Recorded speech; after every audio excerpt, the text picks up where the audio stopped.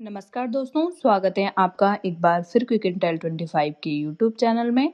तो जैसे कि दोस्तों जो अभी आपका एग्ज़ाम आने वाला है, जो कि उत्तराखंड न्यायालय में जो है जूनियर असिस्टेंट और स्टेनोग्राफर का है, उसमें जो है दोस्तों 140 नंबर में से जो है 14 नंबर का जो है अन्य राज्यों का जीके जीएस मतलब अन्य राज्य और यूटी यानी कि केंद्र शासित प्रदेशों से भी क्वेश्चन बनेंगे। तो दोस्तों इसमें जो है मैं एक एक वीडियो में क्या करूँगी कि 3 से 4 जो महत्वपूर्ण राज्य हैं उन्हें जो है आपको कवर करवाऊँगी, क्योंकि दोस्तों बहुत ही कम टाइम है और मेरी कोशिश ऐसी रहेगी कि जितने भी जिस राज्य से इम्पोर्टेंट क्वेश्चन बन सकते हैं तो मैं इनको जो है आपको कवर करवा पाऊँ, ऐसी मेरी वो रहेगी, मतलब ऐसी मेरी कोशिश रहेगी। और दोस्तों इसमें से जो है मतलब मेरी आशा तो ऐसी है कि इसमें से जो है आपके क्वेश्चन बन ही जाएंगे। और दोस्तों अगर आप वीडियो को लाइक करते हैं, चैनल को सब्सक्राइब करते हैं और ज़्यादा से ज़्यादा लोगों को वीडियो जो है शेयर करते हैं, तो निश्चित ही मैं आपके लिए जो है ये सीरीज पूरी करूँगी। और 140 नंबर में से जैसे कि आपको पता है 14 नंबर के जो है यहाँ से क्वेश्चन बनने वाले हैं, तो इसमें जो है मैं जो इम्पोर्टेंट चीज़ है उनको जो है राज्यों से कवर करूँगी और हर वीडियो में जो है एक केंद्र शासित प्रदेश भी लूँगी। तो दोस्तों आज जो है मैं एक जम्मू कश्मीर को कवर करने वाली हूँ और उसके साथ जो है हिमाचल प्रदेश जो कि हमारा पड़ोसी राज्य है और उत्तर प्रदेश, इन तीनों को जो है आज मैं कवर करने वाली हूँ। शॉर्ट में मैं आपको चीज़ें बता रही हूँ, आपको जो है उनको ध्यान से रखना है, उनके नोट्स बनाने हैं, वीडियो को बिल्कुल भी स्किप नहीं करना है और ध्यान से सुनना है। तो दोस्तों पहला राज्य है हिमाचल। तो दोस्तों हिमाचल में जो है इसका परिचय है कि हिमाचल का जब गठन हुआ था, तो दोस्तों इसका गठन हुआ था 25 जनवरी 1971 को। ये जो है दोस्तों मैच करने के क्वेश्चन आ सकते हैं कि किस राज्य का गठन कब हुआ था। तो दोस्तों हिमाचल का गठन जो है 25 जनवरी 1971 का हुआ था और दोस्तों ये जो है भारत का 18वां राज्य था, ये आपको याद रखना है। और दोस्तों क्षेत्रफल, तो दोस्तों क्षेत्रफल यदि हिमाचल प्रदेश का देखा जाए तो ये है 55,673 वर्ग किलोमीटर हिमाचल का क्षेत्रफल होने वाला है। और दोस्तों इसकी जनसंख्या, तो दोस्तों जनसंख्या है 68,64,602 इसकी जनसंख्या होने वाली है, जो कि जो है दोस्तों 2011 की जनगणना के अनुसार है। उसके अलावा दोस्तों हिमाचल की राजधानी से क्वेश्चन बन सकते हैं। तो दोस्तों हिमाचल की राजधानी जो है शिमला है। ये जो है दोस्तों हिमाचल की ग्रीष्मकालीन राजधानी है। और दोस्तों उसके अलावा शीतकालीन राजधानी जो है हिमाचल की वो है धर्मशाला। तो दोस्तों क्वेश्चन इस प्रकार से बन सकता है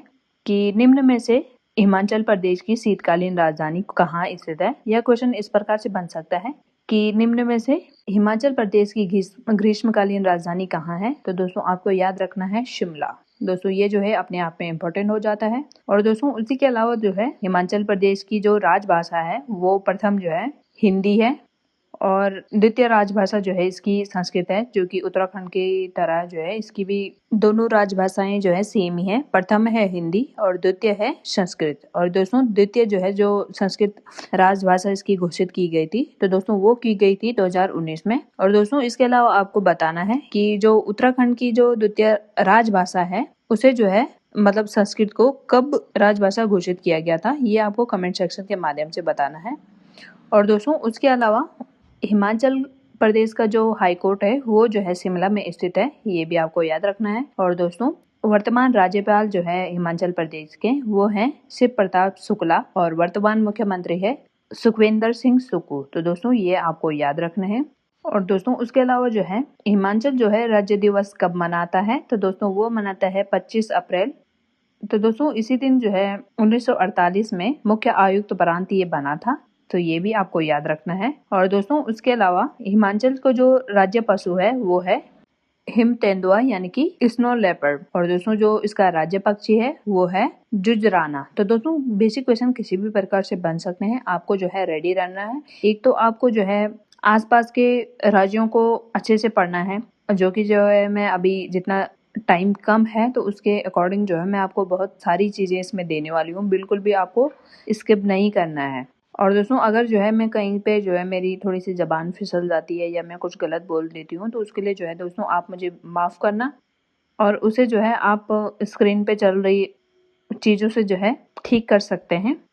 तो दोस्तों मैं आपको बता रही थी, आपको जो है एक तो केंद्र शासित प्रदेश पढ़ने जरूरी हैं और दूसरे जो है जो ये मतलब ये जो नॉर्थ ईस्ट के राज्य हैं वो आपको पढ़ने ज़रूरी है। और दूसरा जो है जो उत्तराखंड से जो मतलब थोड़ा बहुत मिलता-जुलता जिनका कल्चर है ये जो है आपको पढ़ने ज़रूरी हैं। तो मेरी कोशिश ऐसी रहेगी कि आपको जो है कम टाइम में मैं ज़्यादा से ज़्यादा चीज़ें बता पाऊँ।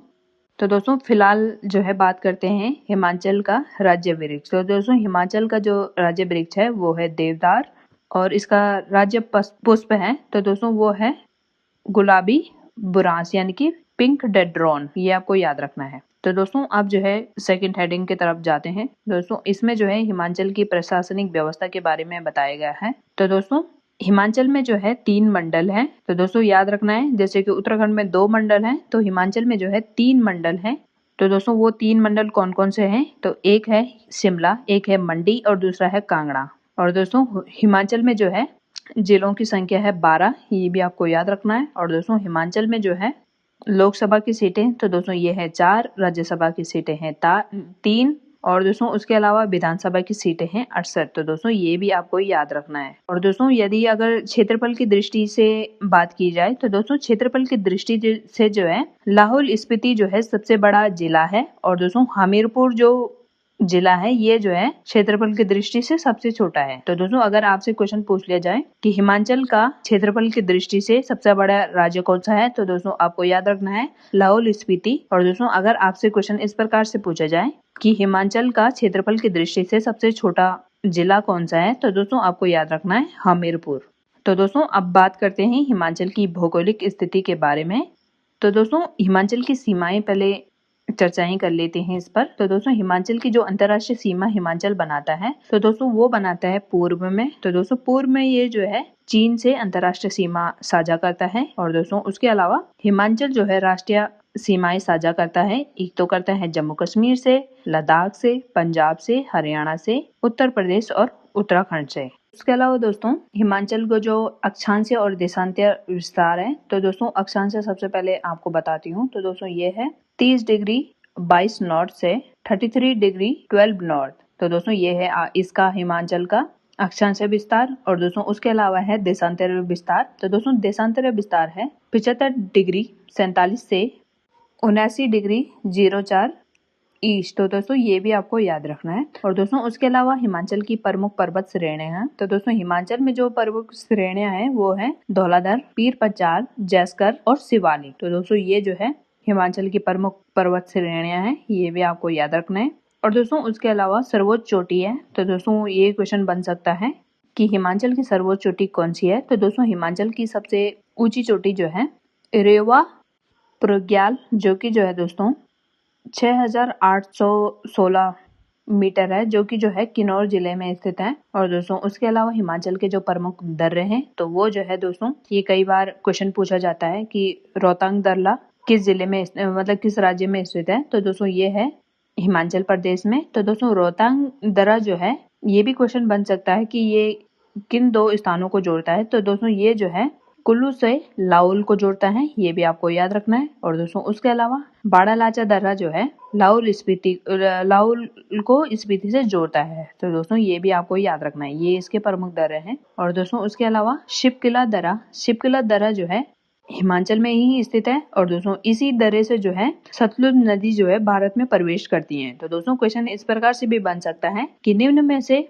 किस दर्रे से सतलुज नदी भारत में प्रवेश करती है। तो दोस्तों आपको याद रखना है शिपकिला दर्रा। और दोस्तों ये किस जिले में स्थित है। तो दोस्तों ये है किन्नौर है हिमाचल में। तो दोस्तों ये भी आपको याद रखना है। उसके अलावा दोस्तों सेकंड पॉइंट है हिमाचल की प्रमुख नदियां। तो दोस्तों हिमाचल की जो प्रमुख नदियां हैं उनमें जो है सबसे पहले है सतलुज, ये जो है सबसे लंबी नदी है। उसके अलावा है ब्यास, रावी, चिनाब। तो दोस्तों चिनाब का जो है जल घनत्व जो है हिमाचल में सबसे ज्यादा है, तो ये भी आपको याद रखना है। और दोस्तों उसके अलावा यमुना जो है यहाँ की सबसे छोटी नदी है, क्योंकि दोस्तों यमुना जो है उत्तराखंड से निकलकर और थोड़ा सा जो है उत्तराखंड और हिमाचल का बॉर्डर बनाते हुए ये जो है फिर अन्य राज्यों में प्रवेश कर जाती है। और दोस्तों उसके अलावा झीलों से भी क्वेश्चन बन सकते हैं। तो दोस्तों हिमाचल की प्रमुख झीलें हैं रेणुका झील, ये जो है सिरमौर की सबसे बड़ी प्राकृतिक झील है, तो ये भी आपको याद रखना है। तो दोस्तों प्राकृतिक झीलें, मानव निर्मित झीलें, कृत्रिम झीलें, इससे जो है क्वेश्चन बन सकते हैं। तो सबसे पहले आपको याद रखना है कि रेणुका झील कहाँ स्थित है, तो आपको याद रखना है सिरमौर हिमाचल में। और दोस्तों ये जो है सबसे बड़ी प्राकृतिक झील है। उसके अलावा दोस्तों खजियार झील, ये जो है चंबा हिमाचल में स्थित है। और दोस्तों उसके अलावा परासर झील, ये जो है मंडी क्षेत्र में है। उसके अलावा दोस्तों सूरजताल व चंद्रताल, तो दोस्तों ये जो है लाहौल स्पीति में स्थित है। और दोस्तों उसके अलावा गोविंद सागर जो है हिमाचल की सबसे बड़ी कृत्रिम झील है और ये जो है दोस्तों बिलासपुर में स्थित है। तो दोस्तों मैंने अभी आपको क्या बताया है कि हिमाचल की जो सबसे बड़ी प्राकृतिक झील है तो दोस्तों वो है रेणुका झील, और यदि कृत्रिम झील की यदि बात की जाए तो दोस्तों वो है गोविंद सागर जो कि बिलासपुर में स्थित है। कृत्रिम झील जो है दोस्तों ये मानव निर्मित होती है और प्राकृतिक तो आपको पता ही होगा। उसके अलावा दोस्तों प्रमुख घाटियां हैं हिमाचल की, तो दोस्तों पहली है कांगड़ा घाटी, ये हिमाचल में स्थित है। कुल्लू घाटी, इसे जो है देवताओं की घाटी भी कहा जाता है, तो ये भी आपको याद रखना है। और दोस्तों उसके अलावा स्पीति घाटी, ये भी जो है हिमाचल में स्थित है। और सांगला, ये भी हिमाचल में है घाटी। और घाटी किस घाटी में स्थित है, तो दोस्तों मतलब घाटी किस राज्य में स्थित है, तो ये है आपको याद रखना है, ये है हिमाचल प्रदेश में।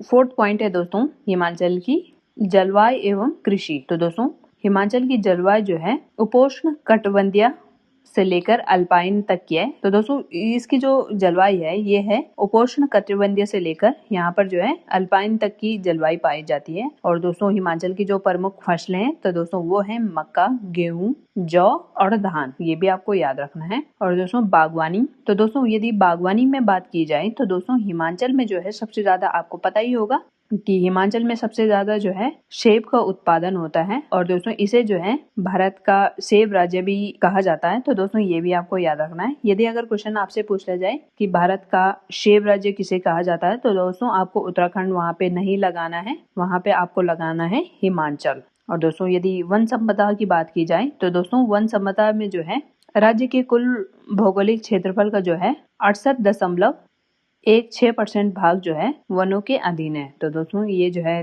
मतलब आपने देखा होगा कि 60% वन जो है किसी पर्वतीय राज्य में होने चाहिए, और ये जो है दोस्तों अपने आप में एक अच्छा आंकड़ा है हिमाचल का, क्योंकि दोस्तों यहाँ पे जो है 68.16% का वन आवरण पाया जाता है। तो दोस्तों ये भी आपको याद रखना है। उसके अलावा दोस्तों खनिज में, तो दोस्तों खनिज में जो है रॉक सल्ट, तो दोस्तों रॉक सल्ट जो है यहाँ पर मुख्यतः एक महत्वपूर्ण खनिज पाया जाता है। तो दोस्तों इसके लिए जो खदानें हैं तो दोस्तों खदानें हैं इसके लिए रॉक सल्ट किन खदानों से निकाला जाता है, तो दोस्तों वो है गुम्पा और दरंग खदानें, जो कि दोस्तों मंडी क्षेत्र में है, ये भी आपको याद रखना है। और दोस्तों रॉक सल्ट के अलावा जो है स्लेट पत्थर, ये भी जो है हिमाचल का प्रमुख खनिज है। अब दोस्तों बात करते हैं फिफ्थ जो इम्पोर्टेंट टॉपिक जो हिमाचल से होने वाला है, तो दोस्तों वो है राष्ट्रीय उद्यान एवं वन्य जीव अभयारण्य। ये जो है दोस्तों यहीं के लिए इम्पोर्टेंट नहीं है, इसी एग्जाम के लिए इम्पोर्टेंट नहीं है। ये दोस्तों जीएस में भी पूछे जाते हैं, आपको पता ही होगा कि किसी भी एग्जाम में पूछ लिए जाते हैं कि निम्न में से कौन सा अभयारण्य कहाँ स्थित है, या निम्न में से कौन सा विश्व धरोहर की सूची में शामिल है। तो दोस्तों ये जो है अगर आप नोट्स बना लेते हैं तो आपके लिए जो है काफ़ी ये इम्पोर्टेंट होने वाले हैं।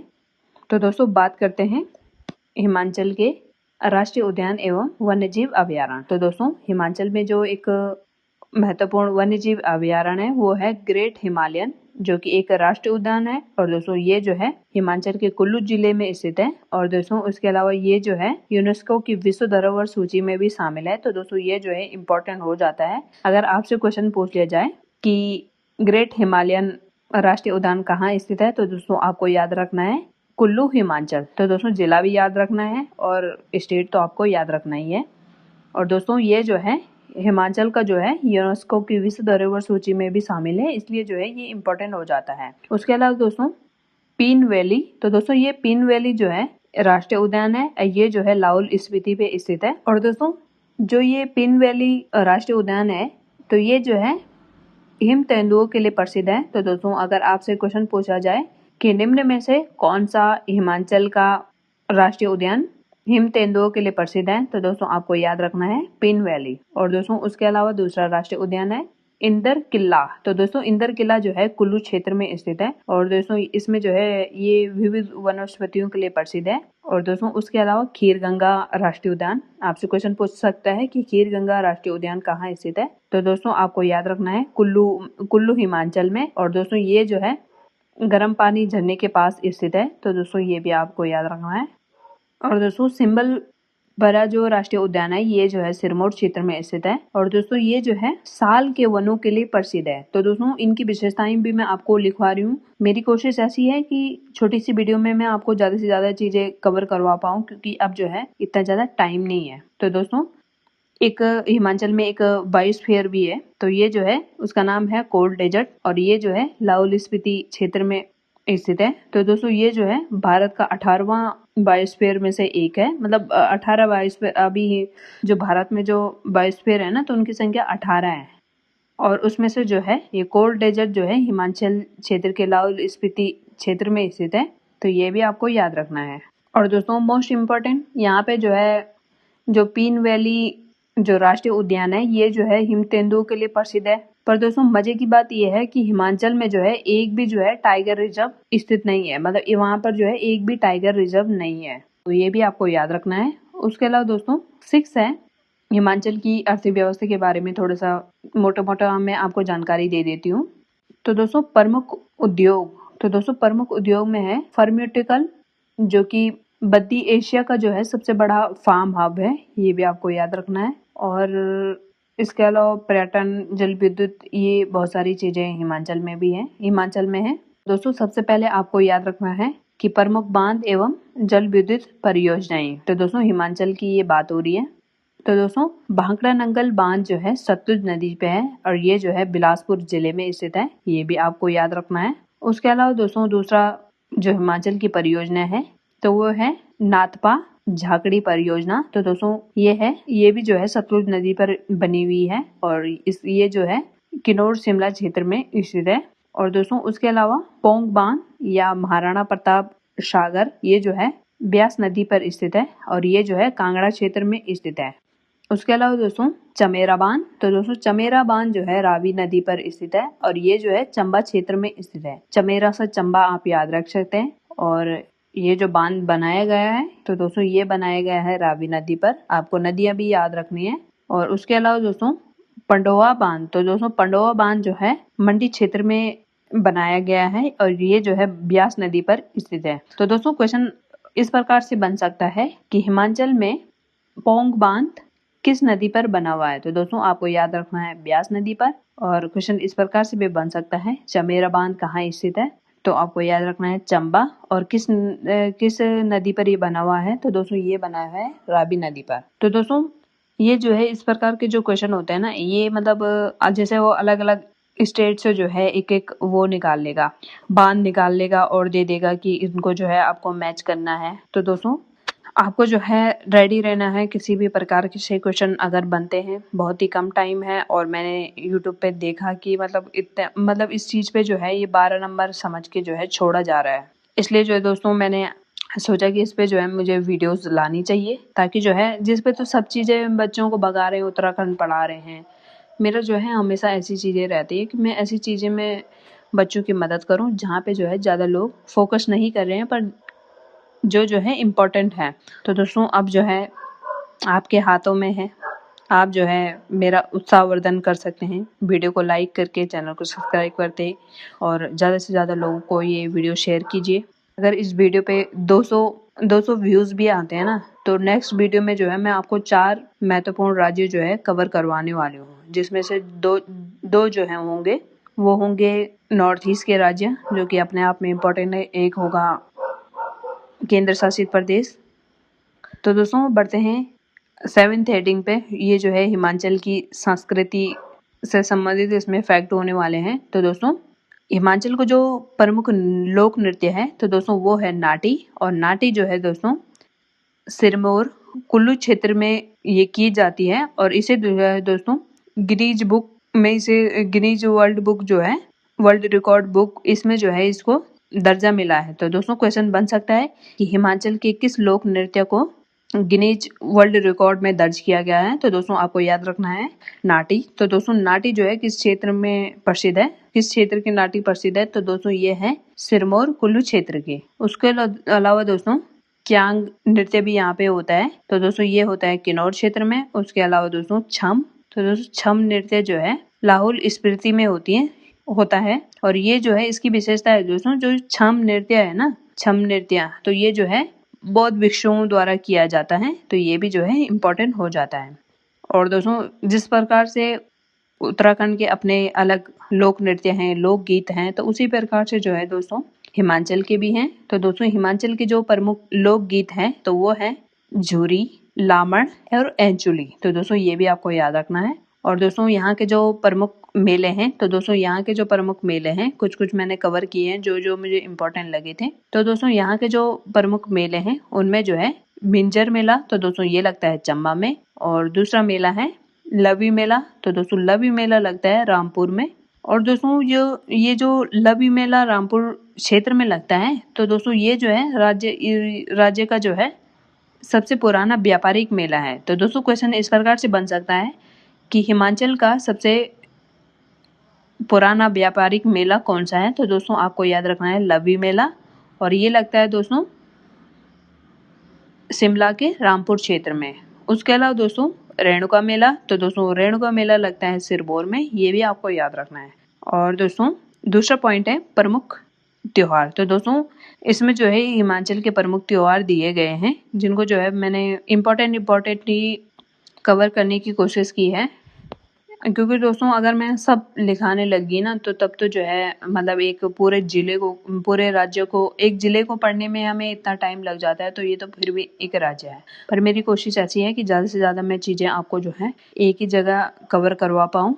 और अगर आपका सपोर्ट रहेगा तो ऐसे ही जो है मैं आपके लिए वीडियोस लाती रहूँगी।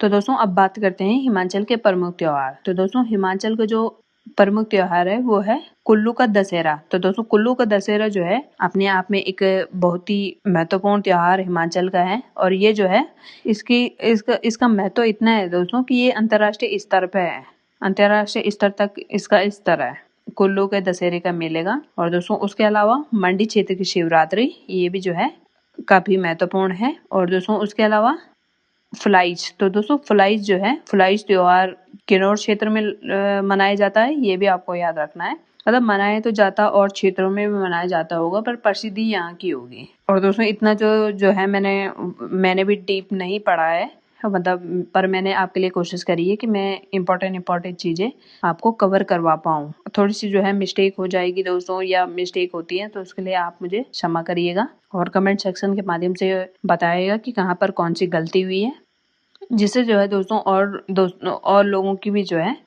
गलती वो सुधार सकते हैं। तो दोस्तों उसके अलावा हिमाचल के जो प्रमुख हस्तशिल्प है, तो दोस्तों उसमें जो है कुल्लू की शॉल और उसके अलावा चंबा का रुमाल, जो कि जो है दोस्तों इस पे जो कढ़ाई की जाती है ना उसके लिए ये इम्पोर्टेंट है। और उसके अलावा दोस्तों कांगड़ा पेंटिंग, जैसे गढ़वाल पेंटिंग है ना, तो वैसे कांगड़ा पेंटिंग भी प्रसिद्ध है हिमाचल के हस्तशिल्पों में। तो दोस्तों अब बात करते हैं हिमाचल के प्रमुख मंदिर एवं धार्मिक स्थलों के बारे में। तो दोस्तों सबसे पहले है ज्वालपा देवी मंदिर। तो दोस्तों ये जो है कांगड़ा जिले में स्थित है और ये जो है दोस्तों देवी शक्ति को समर्पित है। और दोस्तों यहाँ जो है बिना मूर्ति के जो है 9 प्राकृतिक ज्वालाएं जलती हैं। तो ये जो है इसकी मुख्य विशेषता है कि ज्वालपा देवी मंदिर कहाँ स्थित है, हिमाचल में कहाँ स्थित है, तो दोस्तों आपको याद रखना है कांगड़ा में। और दोस्तों इसकी विशेषता है यहाँ पे जो है 9 प्राकृतिक ज्वालाएं जलती हैं। और दोस्तों उसके अलावा नैना देवी मंदिर, तो दोस्तों नैना देवी मंदिर जो है उत्तराखंड के अलावा हिमाचल में भी स्थित है। तो दोस्तों ये जो है बिलासपुर क्षेत्र में स्थित है। और दोस्तों ये जो है माता सती को समर्पित है। और दोस्तों 51 शक्तिपीठों में से ये एक शक्तिपीठ है। तो दोस्तों अगर आपसे क्वेश्चन पूछ लिया जाए कि 51 शक्तिपीठों में जो नैना देवी मंदिर शामिल है तो दोस्तों वो किस राज्य में स्थित है, तो दोस्तों आपको याद रखना है हिमाचल में, ना कि उत्तराखंड में।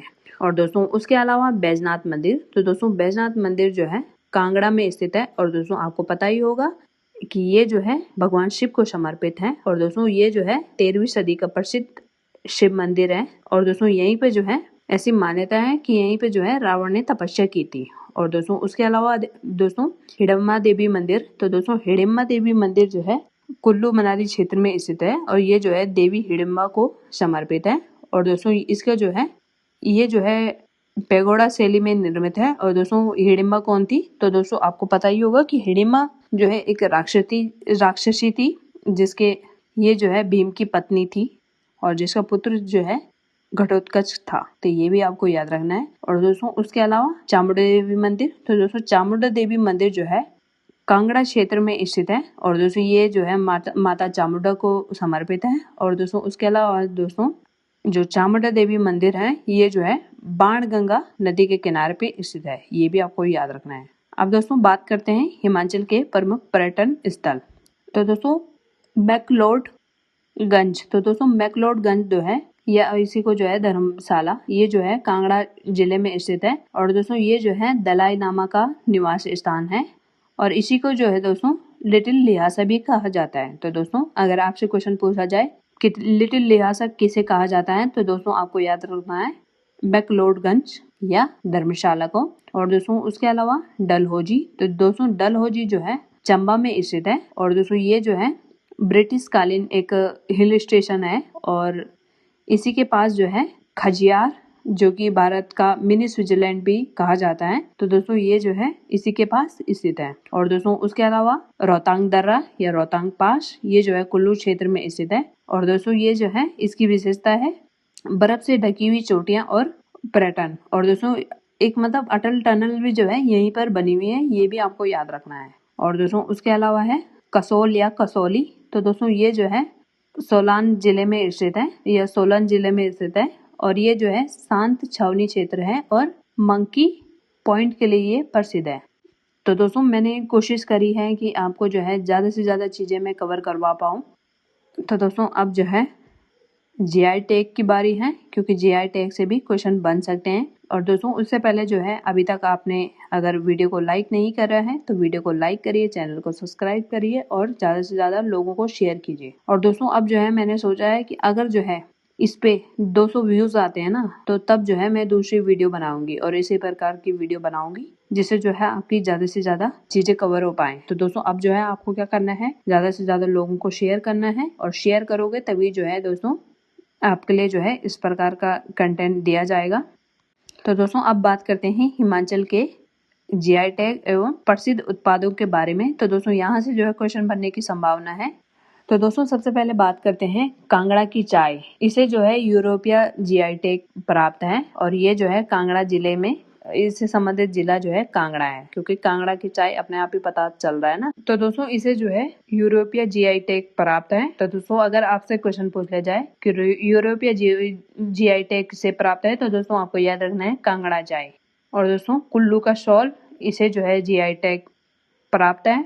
दोस्तों इस प्रकार से भी क्वेश्चन बन सकता है, निम्न में से कौन सा उत्पाद हिमाचल से ऐसा है जिसे जो है जीआई टैग प्राप्त नहीं है। तो दोस्तों आपको जो है जीआई टैग को जो है मतलब एक याद रखना है थोड़ा बहुत, कि ताकि जो है आपका क्वेश्चन गलत ना हो। उसके अलावा दोस्तों चंबा का रुमाल, जो कि जो है कढ़ाई बुनाई वाला एक रुमाल होता है और ये जो है इससे संबंधित जिला है चंबा। और दोस्तों उसके अलावा है किन्नौर की शॉल, तो दोस्तों किन्नौर की शॉल है किन्नौर क्षेत्र से संबंधित है। ये आप जो है इनके अगर क्षेत्र पूछा जाए तो आप जो है इनके नाम से ही पता कर सकते हैं। पर दोस्तों एक दूसरा हिमाचल का जीआई टैग प्राप्त उत्पाद है, ये जो है काला जीरा। तो दोस्तों काला जीरा जो है किन्नौर क्षेत्र का प्रसिद्ध है, ये भी आपको याद रखना है।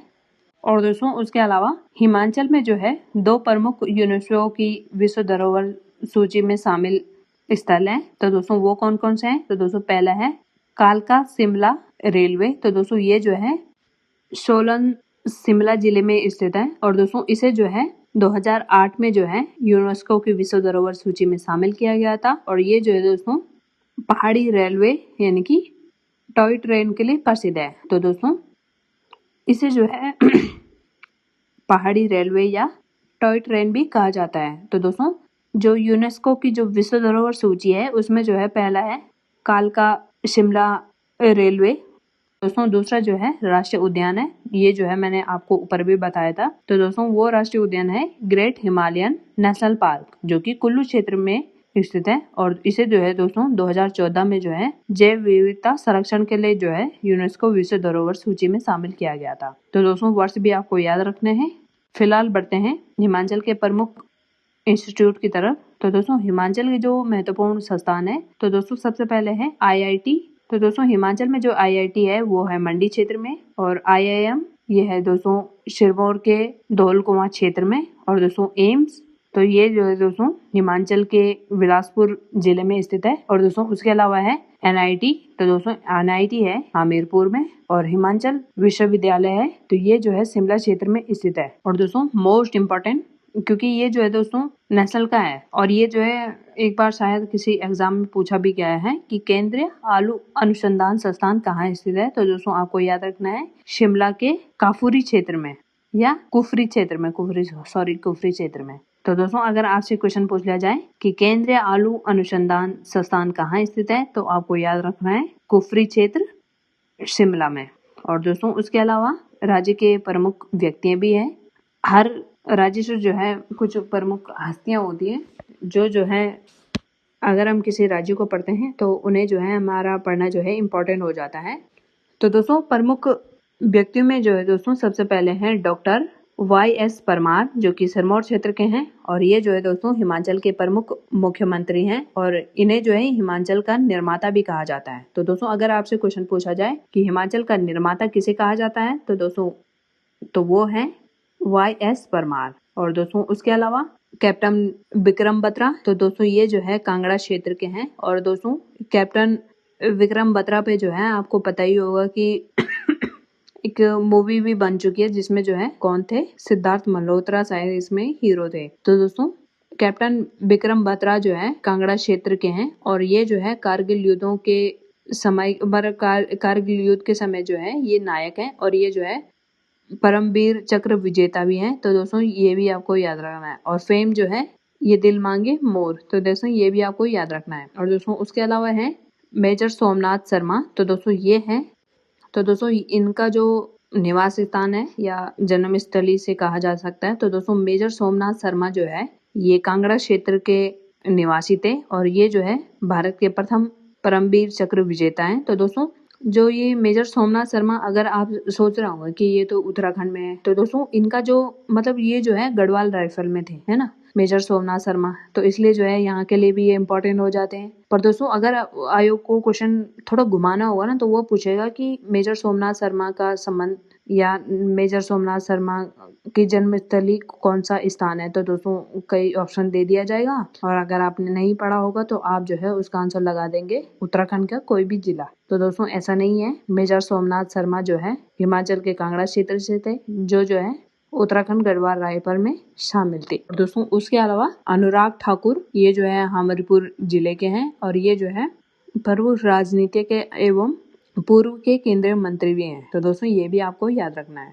और दोस्तों उसके अलावा जो है मैंने आपको जो है आपके लिए जो है कुछ महत्वपूर्ण प्रश्न भी रखे हैं जो कि जो है दोस्तों अन्य मतलब किसी भी एग्जाम में पूछे गए हैं तो इसलिए जो है मैंने थोड़ा आपके लिए बार बार पूछे जाने वाले क्वेश्चन भी रखे हैं। तो दोस्तों सबसे पहले आपको याद रखना है हिमाचल को जो है देवभूमि भी कहा जाता है जो कि उत्तराखंड के समान ही मतलब इसे भी जो है देवभूमि कहा जाता है। और दोस्तों उसके अलावा भारत में सबसे ग्रामीण जनसंख्या का प्रतिशत जो है तो इसमें जो है सर्वाधिक है हिमाचल का जिसमें जो है 90% लोग जो है ग्रामीण क्षेत्र में निवास करते हैं और सर्वाधिक ग्रामीण जनसंख्या जो है हिमाचल की ही है। तो ये भी आपको याद रखना है। और दोस्तों उसके अलावा अटल टनल तो दोस्तों अटल टनल जो है ये रोहतांग में स्थित है मतलब रोहतांग दर्रे में ये पड़ती है और इसकी लंबाई जो है 9.02 किलोमीटर की इसकी लंबाई है और ये जो है मनाली को लाहौल स्पीति से जोड़ता है।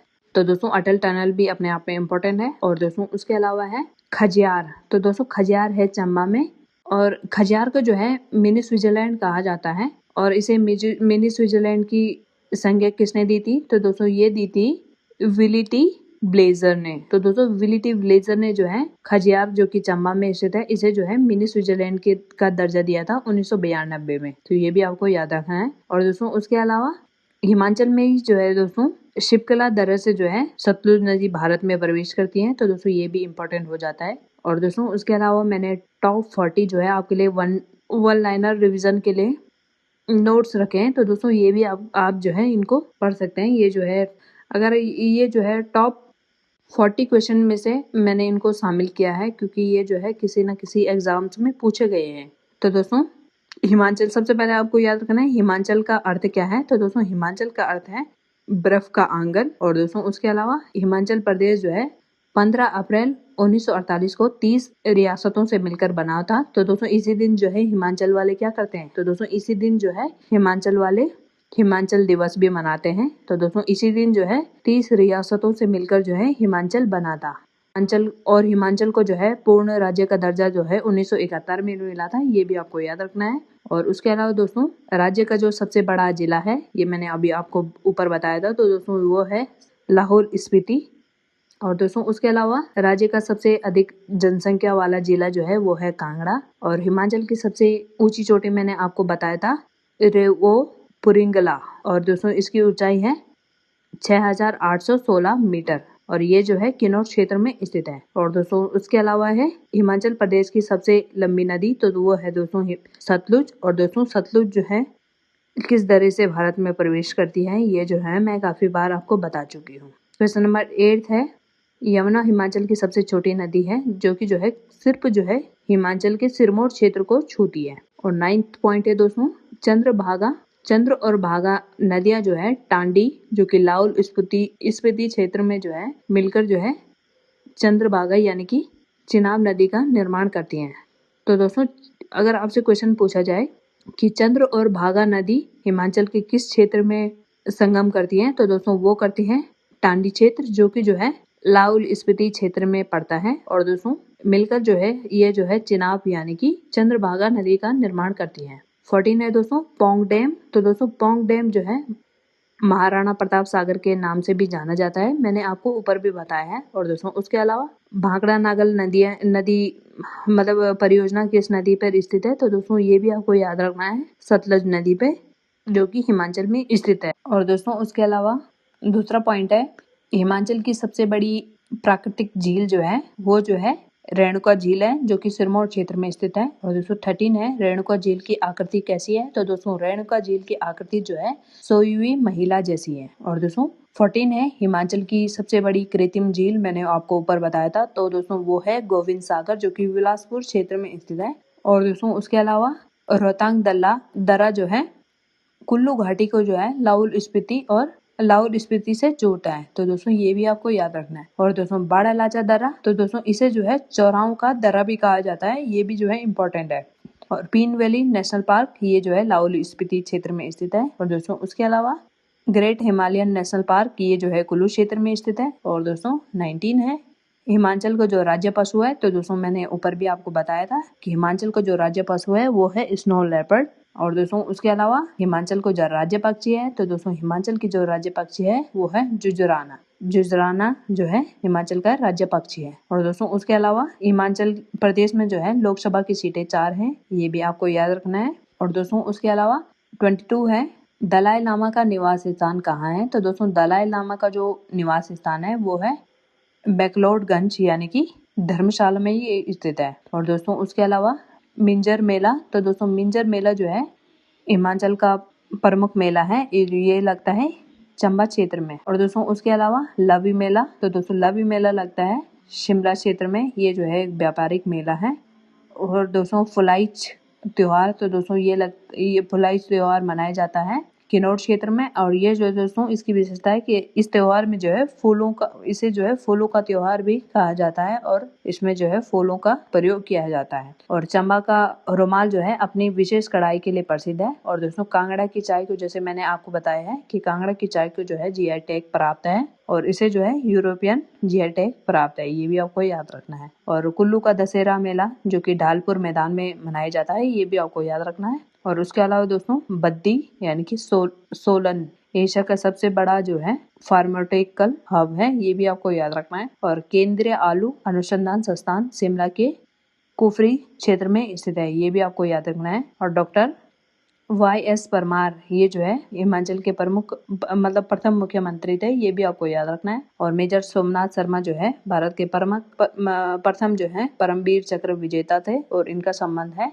हिमाचल के कांगड़ा क्षेत्र से। और दोस्तों उसके अलावा है कैप्टन विक्रम बत्रा, तो ये जो है पलमपुर क्षेत्र जो है कांगड़ा में स्थित में है और वहीं से जो है इनका संबंध भी है दोस्तों। और दोस्तों उसके अलावा है हिमाचल प्रदेश का उच्च न्यायालय, तो दोस्तों ये है शिमला में, जैसे कि मैंने अभी आपको बताया था। और दोस्तों कालका शिमला टॉय ट्रेन को जो है 2008 में जो है यूनेस्को की हेरिटेज का दर्जा जो है दिया गया है, तो दोस्तों ये भी आपको याद रखना है। और दोस्तों उसके अलावा दोस्तों हिडम्बा देवी मंदिर जो है ये भी हिमाचल में स्थित है और ये इसकी जो वास्तुकला है, तो दोस्तों इसकी जो वास्तुकला है पैगोडा शैली, तो दोस्तों ये भी आपको याद रखना है। उसके अलावा दोस्तों ज्वालामुखी मंदिर जो है हिमाचल में ही स्थित है और यहाँ पे जो है दोस्तों किसी भी मूर्ति की पूजा नहीं की जाती है, पर यहाँ पर जो है 9 ज्वालाएं प्राकृतिक रूप से जल रही हैं, ये भी आपको याद रखना है। और अटल टनल, तो दोस्तों अटल टनल जो है पीर प्रांजल पर्वत श्रृंखला में स्थित है, तो दोस्तों ये भी आपको याद रखना है।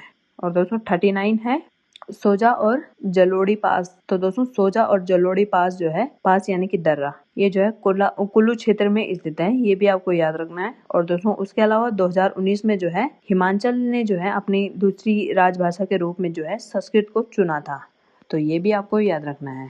तो दोस्तों कैसी लग रही है आपकी क्लास, कमेंट सेक्शन के माध्यम से जरूर बताइएगा।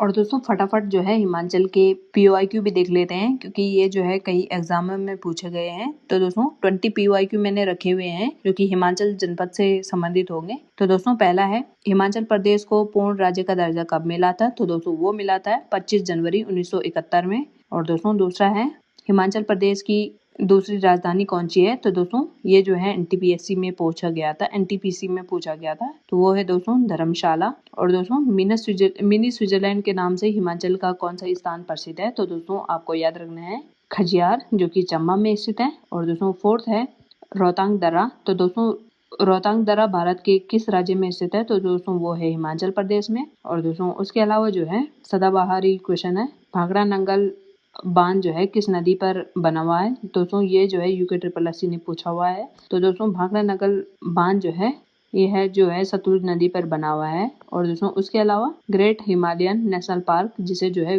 यूनेस्को ने विश्व धरोहर सूची में शामिल किया है, तो दोस्तों ये किस क्षेत्र में स्थित है, तो दोस्तों ये है कुल्लू क्षेत्र में।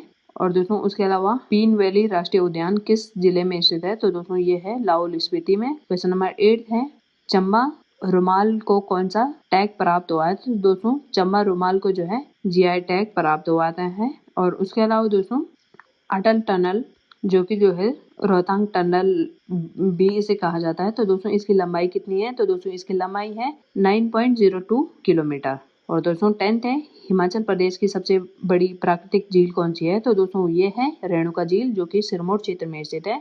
और दोस्तों क्वेश्चन नंबर 11 है हिमाचल प्रदेश में लोकसभा की सीटें कितनी है, तो दोस्तों वो है 4, ये भी आपको याद रखना है। 12th है दोस्तों केंद्रीय आलू अनुसंधान संस्थान कहाँ स्थित है, तो दोस्तों ये है शिमला के कुफरी क्षेत्र में। और दोस्तों 14 है हिमाचल प्रदेश का राज्य पशु कौन सा है, तो दोस्तों आपको बताना है कि हिमाचल का राज्य पशु कौन सा है, तो दोस्तों वो है हिम तेंदुआ। और दोस्तों क्वेश्चन नंबर 14 है कुल्लू किन पर्वत श्रेणियों के बीच स्थित है, तो दोस्तों वो है पीर पंजाल और धौलाधर श्रेणियों के बीच जो है कुल्लू क्षेत्र स्थित है।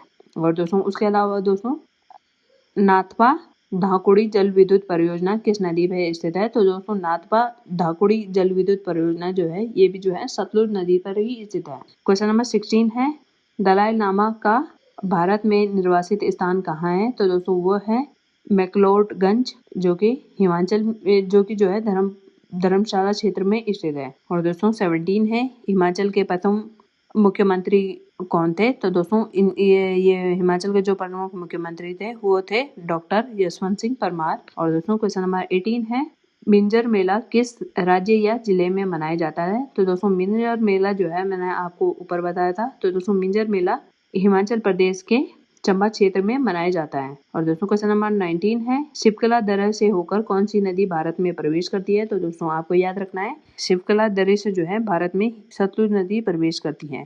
और क्वेश्चन नंबर 20 है भारत का पहला परमवीर चक्र हिमाचल के किस सपूत को मिला था, तो दोस्तों वो मिला था मेजर सोमनाथ शर्मा को। और ये जो है इनका संबंध जो है गढ़वाल राइफल से था, इसलिए जो है ये यहाँ के लिए भी इम्पोर्टेंट हो जाता है।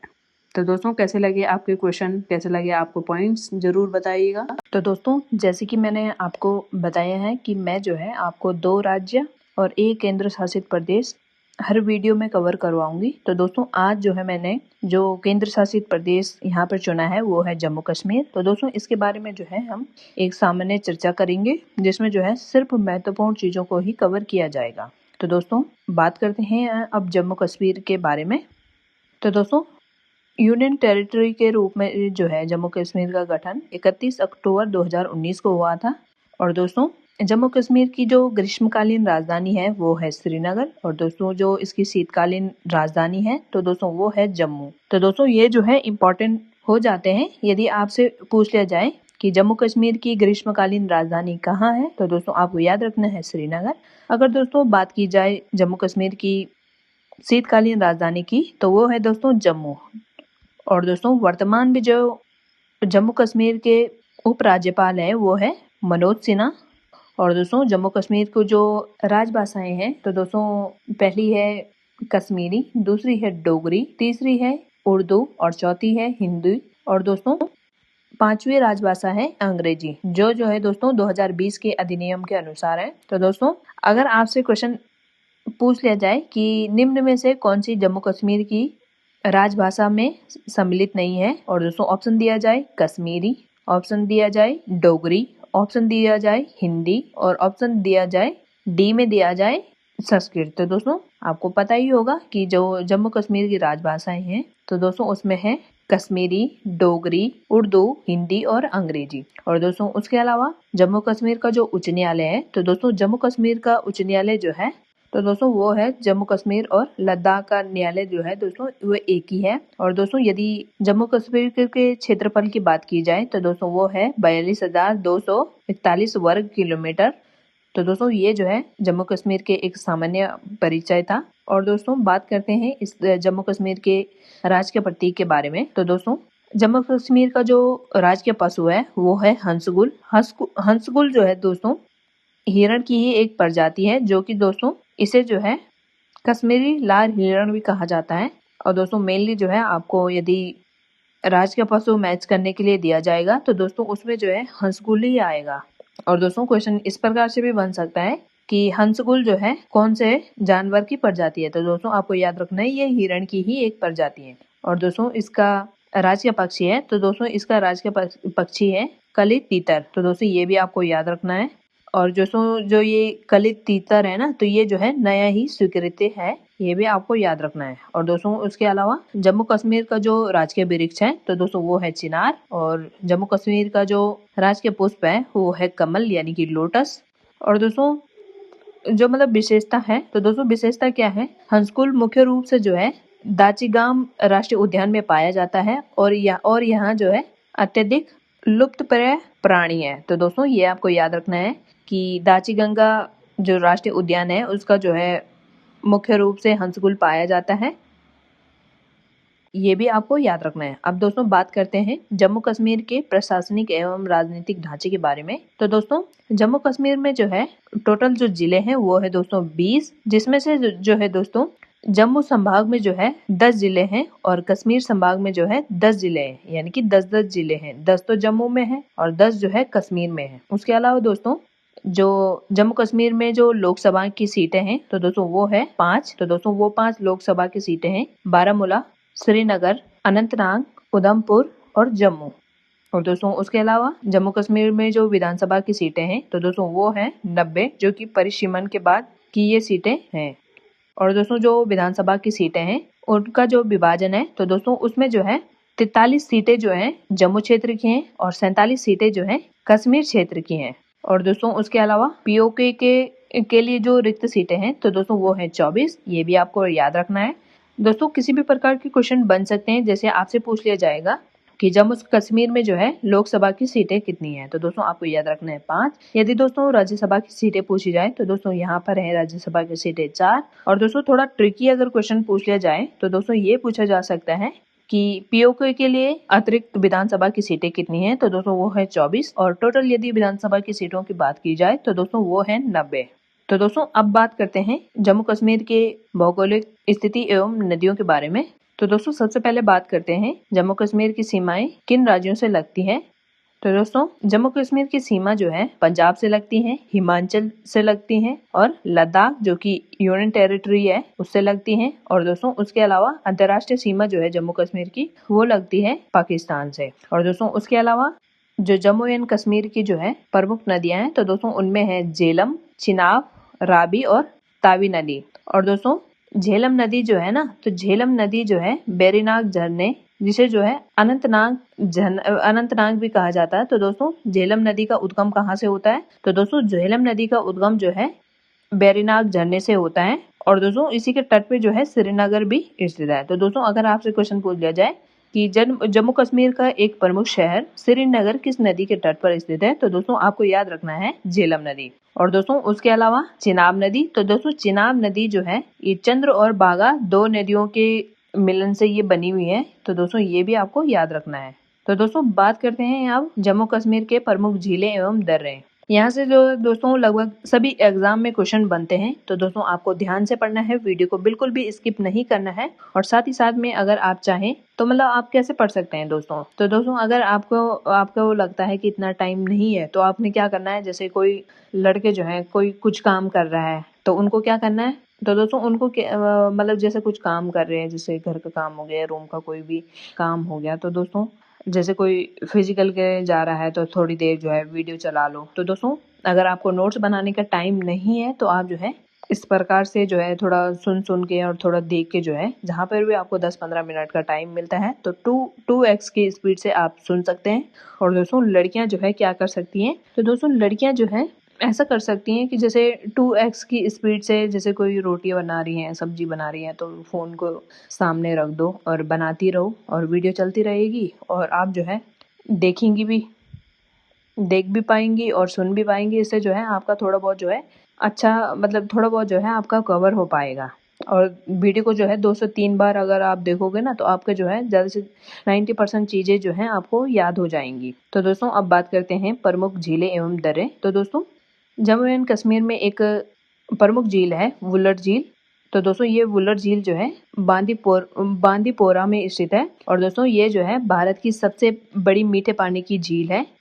और दोस्तों इसे जो है टेक्टोनिक झील भी कहा जाता है, मतलब इस प्रकार की झीलों को टेक्टोनिक झील भी कहा जाता है। तो दोस्तों अगर आपसे क्वेश्चन पूछ लिया जाए कि भारत की सबसे बड़ी पानी की झील, मीठे पानी की झील कौन सी है, तो दोस्तों आपको याद रखना है वुलर झील। और अगर आपको दोस्तों स्थान पूछा जाए तो दोस्तों आपको याद रखना है जम्मू एंड कश्मीर।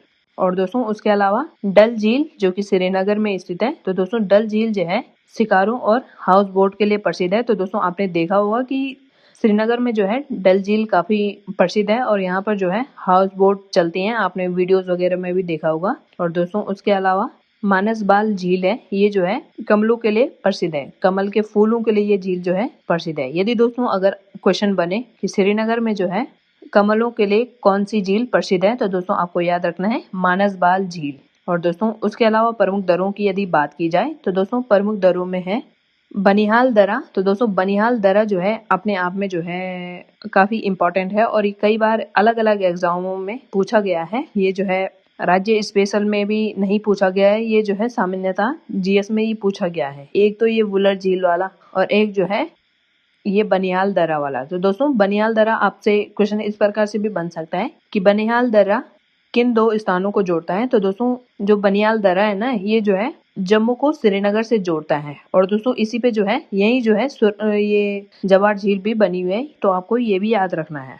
और दोस्तों उसके अलावा है पीर परांजल दर्रा। तो दोस्तों पीर परांजल दर्रा जो है कश्मीर को जम्मू से जोड़ता है। तो दोस्तों ये भी आपको याद रखना है कि पीर परांजल दर्रा किसे जोड़ता है, तो दोस्तों वो जोड़ता है जम्मू घाटी को, जम्मू से ये जोड़ता है, नहीं सॉरी कश्मीर की घाटी को ये जो है जम्मू से जोड़ता है। और दोस्तों उसके अलावा बुर्जिला दर्रा। तो दोस्तों बुर्जिला दर्रा जो है श्रीनगर को गिलगित से जोड़ता है। तो दोस्तों जितने भी दर्रे मैंने आपको करवा रही हूँ ना, तो दोस्तों ये जो है इम्पोर्टेंट है और आपको ये याद करने हैं। क्वेश्चन यहाँ से बन सकता है, बाद में आप देखोगे कि अरे उससे अच्छा तो हम पढ़ लेते, जब ये क्लास हमको मिल रही थी तब हमको देख लेना चाहिए था थोड़ा। तो ये पछतावा नहीं होना चाहिए, मैंने जो है काफ़ी मेहनत इस पे करी है। तो वीडियो को लाइक करिए, चैनल को सब्सक्राइब करिए और ज़्यादा से ज़्यादा लोगों को ये शेयर कीजिए। तो दोस्तों अब बढ़ते हैं जम्मू कश्मीर के जो की जलवायु और कृषि पर अब बात करते हैं। तो दोस्तों जम्मू कश्मीर की जो जलवायु है ना, तो वो है उपोष्ण कटिबंधीय जलवायु। तो दोस्तों ये उपोष्ण कटिबंधीय जलवायु जो है, ये जम्मू से लेकर जो है मतलब ये जम्मू में है उपोष्ण कटिबंधीय जलवायु, और दोस्तों समशीतोष्ण जलवायु जो है कश्मीर में पाई जाती है। यानी कि दोस्तों जो मतलब जम्मू कश्मीर की जो जलवायु है, तो दोस्तों ये है उपोष्ण कटिबंधीय जलवायु से लेकर समशीतोष्ण तक की जलवायु जम्मू कश्मीर में पाई जाती है। और दोस्तों उसके अलावा जम्मू कश्मीर की प्रमुख फसलों में है, तो दोस्तों यहाँ की प्रमुख फसलों में है सेब, अखरोट, बादाम और चेरी। और दोस्तों उसके अलावा जो है केसर, आपको पता ही होगा सैफरोन। तो दोस्तों सैफरोन जो है पंपोरा, यानी कि ये पंपोरा जो है पुलवामा क्षेत्र में पड़ता है। तो दोस्तों ये जो है जम्मू कश्मीर में केसर उत्पादन का प्रमुख केंद्र है। तो दोस्तों केसर उत्पादन का केंद्र भी आपसे पूछ लिया जा सकता है, तो आपको ये भी याद रखना है। उसके अलावा दोस्तों करेवा, तो दोस्तों करेवा वाला क्वेश्चन जो है लगभग सभी एग्जामों में पूछा जाता है, मतलब ज्यादातर एग्जामों में मैंने देखा है जीएस में, तो दोस्तों ये पूछा गया है। तो दोस्तों जो करेवा है ना, तो करेवा जो है कश्मीर की घाटी का जो है विशेष हिमनदीय मिट्टी है। तो दोस्तों करेवा जो है कश्मीर घाटी की विशेष हिमनदीय मिट्टी है, जो है केसर की खेती के लिए सर्वोत्तम मानी जाती है। तो दोस्तों करेवा क्या है? तो दोस्तों करेवा जो है कश्मीर घाटी की विशेष हिमनदीय मिट्टी है, जो है केसर की घाटी के लिए सर्वोत्तम मानी जाती है। तो दोस्तों सबसे पहले आपको याद रखना है कि करेवा कहाँ पाई जाती है। तो दोस्तों आपको याद रखना है कश्मीर की घाटी में। तो दोस्तों बात करते हैं अब जम्मू कश्मीर के प्रमुख राष्ट्रीय उद्यान एवं वन्य जीव अभयारण्य के बारे में। तो दोस्तों यहाँ पर जो है दाचीगाम राष्ट्रीय उद्यान, तो दोस्तों ये है श्रीनगर में। और दोस्तों जैसे कि मैंने आपको ऊपर बताया था, ये जो है हंसगुल यानी कि लाल हिरण का एकमात्र निवास स्थान है। तो दोस्तों अगर आपसे क्वेश्चन पूछ लिया जाए कि हंसगुल जो कि जम्मू कश्मीर का राजकीय पशु भी है, तो दोस्तों उसके लिए कौन से राष्ट्रीय उद्यान में जो है ये पाया जाता है? तो दोस्तों आपको याद रखना है दाचीगाम राष्ट्रीय उद्यान, और दोस्तों ये है श्रीनगर में। यदि क्षेत्र विशेष पूछा जाए तो श्रीनगर में, और वैसे तो जो है ये सीधा स्टेट और यूटी ही पहुंचेगा। तो दोस्तों आपको याद रखना है जम्मू कश्मीर में। और दोस्तों इसके अलावा किश्तवाड़ राष्ट्रीय उद्यान, तो दोस्तों किश्तवाड़ राष्ट्रीय उद्यान जो है किश्तवाड़ नामक स्थान पर है। और दोस्तों ये जो है हिम तेंदुओं यानी कि स्नो लेपर्ड के लिए प्रसिद्ध है। और दोस्तों उसके अलावा जो है ये जो है कई बार पूछा गया है, इसको जो है स्टार लगा सकते हैं आप। और स्टार क्यों लगाना है? तो दोस्तों जो सलीम अली है ना, सलीम अली एक राष्ट्रीय उद्यान है जो कि जम्मू कश्मीर में स्थित है, और मुख्य अगर शहर पूछा जाए, क्षेत्र पूछा जाए, तो वो है श्रीनगर। तो दोस्तों सलीम अली राष्ट्रीय उद्यान को जो है सिटी फॉरेस्ट के नाम से भी जाना जाता है। और दोस्तों ये सलीम अली राष्ट्रीय उद्यान का नाम सलीम अली राष्ट्रीय उद्यान क्यों रखा गया है? तो दोस्तों ये जो है प्रसिद्ध एक पक्षी विज्ञानी थे जिनका नाम था डॉक्टर सलीम अली। तो दोस्तों इन्हीं के नाम पे जो है ये राष्ट्रीय उद्यान है, और दोस्तों ये भी जो है जम्मू कश्मीर में ही स्थित है। और दोस्तों उसके अलावा काजीनांग राष्ट्रीय उद्यान, तो दोस्तों ये जो है बारामूला जिले में स्थित है। और दोस्तों जो ये काजीनांग राष्ट्रीय उद्यान है ना, तो दोस्तों यहाँ पर जो है मारखोल के संरक्षण के लिए ये प्रसिद्ध है। तो दोस्तों ये भी आपको याद रखना है। और दोस्तों बढ़ते हैं जम्मू कश्मीर में स्थित प्रमुख जो है जल विद्युत परियोजनाओं की तरफ। तो दोस्तों एक तो क्वेश्चन इस प्रकार से बन सकता है कि ये परियोजना कहाँ पर स्थित है ना, या तो ये पूछ सकता है कि ये परियोजना किस नदी पर बनी हुई है। तो दोस्तों जो सलाल परियोजना है, तो दोस्तों ये जो है चिनाब नदी पर बनी हुई है। और दोस्तों यदि अगर जिला पूछा जाए जम्मू कश्मीर का, तो दोस्तों ये जिला है रियासी जिला। यानी कि दोस्तों ये जो सलाल परियोजना है ना, तो ये जो है चिनाब नदी पर रियासी जिले में बनी हुई है। और दोस्तों उसके अलावा बगलियार परियोजना, तो दोस्तों बगलियार परियोजना जो है चिनाब नदी पर ही स्थित है। और दोस्तों जिला यदि क्षेत्र विशेष पूछा जाए, तो दोस्तों वो है रामबन जिला। और दोस्तों उसके अलावा दुलहस्ती परियोजना, तो दोस्तों ये भी जो है चिनाब नदी पर ही स्थित है, और ये जो है किश्तवाड़ जिले में बनी हुई है। और उसके अलावा दोस्तों उरी परियोजना, तो दोस्तों उरी परियोजना जो है आपको याद रखना है। तो दोस्तों ये है झेलम नदी पर, और ये जो है बारामुल्ला जिले में बनी हुई है। और दोस्तों उसके अलावा तुलबुल नेविगेशन प्रोजेक्ट, तो दोस्तों ये तुलबुल नेविगेशन प्रोजेक्ट जो है वुलर के मुहाने पर जो है झेलम नदी पर बना हुआ है। बात करते हैं दोस्तों जम्मू कश्मीर की जो है कला, संस्कृति एवं त्योहारों के बारे में, जो भी इसके प्रमुख त्योहार हैं। तो दोस्तों ये जो है काफ़ी इम्पोर्टेंट है, तो आप जो है इनको नोट कर सकते हैं। तो दोस्तों जो जम्मू कश्मीर का प्रमुख नृत्य है, मतलब लोक नृत्य है, तो दोस्तों वो है रहूफ। तो दोस्तों रहूफ जो है यहाँ का प्रमुख लोक नृत्य है। और दोस्तों उसके अलावा दूसरा है हिकात, और तीसरा है कूथ, और चौथा है दुमहल। तो दोस्तों दुमहल जो है आपसे क्वेश्चन बन सकता है कि दुमहल किस जनजाति का नृत्य है। तो दोस्तों दुमहल जो है जम्मू कश्मीर में पाई जाने वाली वटल जनजाति द्वारा ये किया जाता है। तो दोस्तों ये भी आपको याद रखना है। और दोस्तों उसके अलावा दोस्तों यहाँ पर एक शास्त्रीय संगीत भी है। तो दोस्तों जो शास्त्रीय संगीत की यदि बात की जाए जम्मू कश्मीर के संदर्भ में, तो दोस्तों वो है सूफियाना कालम। तो दोस्तों ये भी आपको याद रखना है। और दोस्तों अगर प्रमुख त्योहारों की बात की जाए, तो दोस्तों जम्मू कश्मीर में जो है ट्यूलिप फेस्टिवल मनाया जाता है। और दोस्तों ये जो है इंदिरा गांधी ट्यूलिप गार्डन जो कि श्रीनगर में स्थित है। सबसे पहले दोस्तों आपको याद रखना है कि इंदिरा गांधी ट्यूलिप गार्डन कहाँ स्थित है। तो दोस्तों ये है श्रीनगर में, और ये जो है राज्य का मतलब पूरे एशिया का जो है ये सबसे बड़ा ट्यूलिप गार्डन है। तो दोस्तों आपको याद रखना है कि जम्मू कश्मीर में ट्यूलिप गार्डन कहाँ, मतलब ट्यूलिप उत्सव कहाँ मनाया जाता है। तो दोस्तों ये मनाया जाता है इंदिरा गांधी ट्यूलिप गार्डन जो कि श्रीनगर में स्थित है। और दोस्तों उसके अलावा खीर भवानी मेला। तो दोस्तों खीर भवानी मेला जो है गंदरबल में कश्मीरी पंडितों का प्रमुख त्योहार है। तो दोस्तों इस प्रकार से क्वेश्चन बन सकता है कि भवानी मेला किससे संबंधित है। तो दोस्तों आपको याद रखना है ये कश्मीरी जो पंडित है ना, तो उनका जो है ये प्रमुख त्योहार है। दोस्तों उसके अलावा शिकारा महोत्सव। तो दोस्तों शिकारा महोत्सव जो है ये डल झील में आयोजित किया जाता है, ये भी आपको याद रखना है। तो दोस्तों बात करते हैं जम्मू कश्मीर के प्रमुख मंदिरों और धार्मिक स्थलों के बारे में। तो दोस्तों सबसे पहले आपको याद रखना है कि माता वैष्णो देवी। तो दोस्तों माता वैष्णो देवी का जो मंदिर है आपको पता ही होगा कि ये जो है कटरा में स्थित है। और दोस्तों जो ये वैष्णो माता मंदिर है ना, तो दोस्तों इसका जो है पर्वत भी पूछा जा सकता है कि ये कौन से पर्वत पर स्थित है। तो दोस्तों ये है त्रिकुटा पर्वत पे जो है ये स्थित है। और दोस्तों ये पड़ता है रियासी जिले में। और दोस्तों उसके अलावा दोस्तों आपको पता ही होगा प्रसिद्ध अमरनाथ गुफा की यात्रा। तो दोस्तों ये जो है अनंतनाग जिले में स्थित है, और ये जो है भगवान शिव को समर्पित ये यात्रा है। और दोस्तों यहाँ पर जो है प्राकृतिक रूप से जो है शिव का जो है बर्फ का शिवलिंग पाया जाता है। और दोस्तों उसके अलावा जो है तीसरा महत्वपूर्ण मंदिर है वो है शंकराचार्य मंदिर। और ये जो है दोस्तों श्रीनगर के जो है गोपाद्री पहाड़ी पर स्थित है।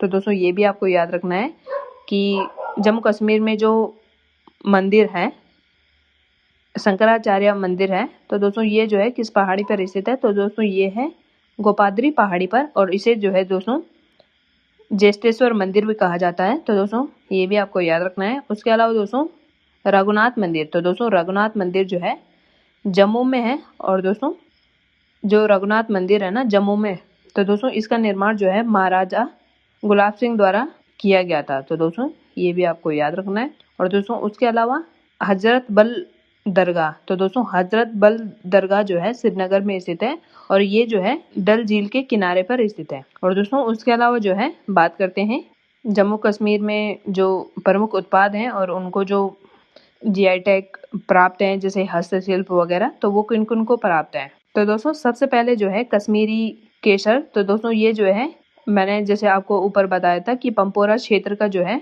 कश्मीरी केसर के लिए ये मतलब प्रसिद्ध क्षेत्र है। और दोस्तों इसे जो है जीआई टैग प्राप्त है। उसके अलावा दोस्तों पश्मीना शॉल। तो दोस्तों पश्मीना शॉल जो है उच्च गुणवत्ता वाली ऊन से निर्मित विश्व प्रसिद्ध शॉल है। तो दोस्तों इसको भी जो है जीआई टैग प्राप्त है। उसके अलावा दोस्तों दसोली पेंटिंग। तो दसोली पेंटिंग जो है कठुआ जिले जो कि पहला यहाँ का जो है वह पहला हस्तशिल्प था जिसे जो है जीआई टैग प्राप्त हुआ था। और दोस्तों उसके अलावा जो है भद्रवा राजमांस। तो दोस्तों भद्रवा राजमांस जो है डोडा जिला, इसे भी जो है जीआई टैग प्राप्त है। और दोस्तों उसके अलावा दोस्तों गुच्ची मशरूम। तो दोस्तों गुच्ची मशरूम जो है डोडा की जो ये प्रसिद्ध है, डोडा की ये प्रसिद्ध है। और दोस्तों ये जो है प्रसिद्ध मैंगो मशरूमों में से एक है, इसे भी जो है दोस्तों जीआई टैग प्राप्त है। और दोस्तों उसके अलावा सुलाई शहद। तो दोस्तों सुलाई शहद जो है रामबन, इसे भी जो है जीआई टैग प्राप्त है।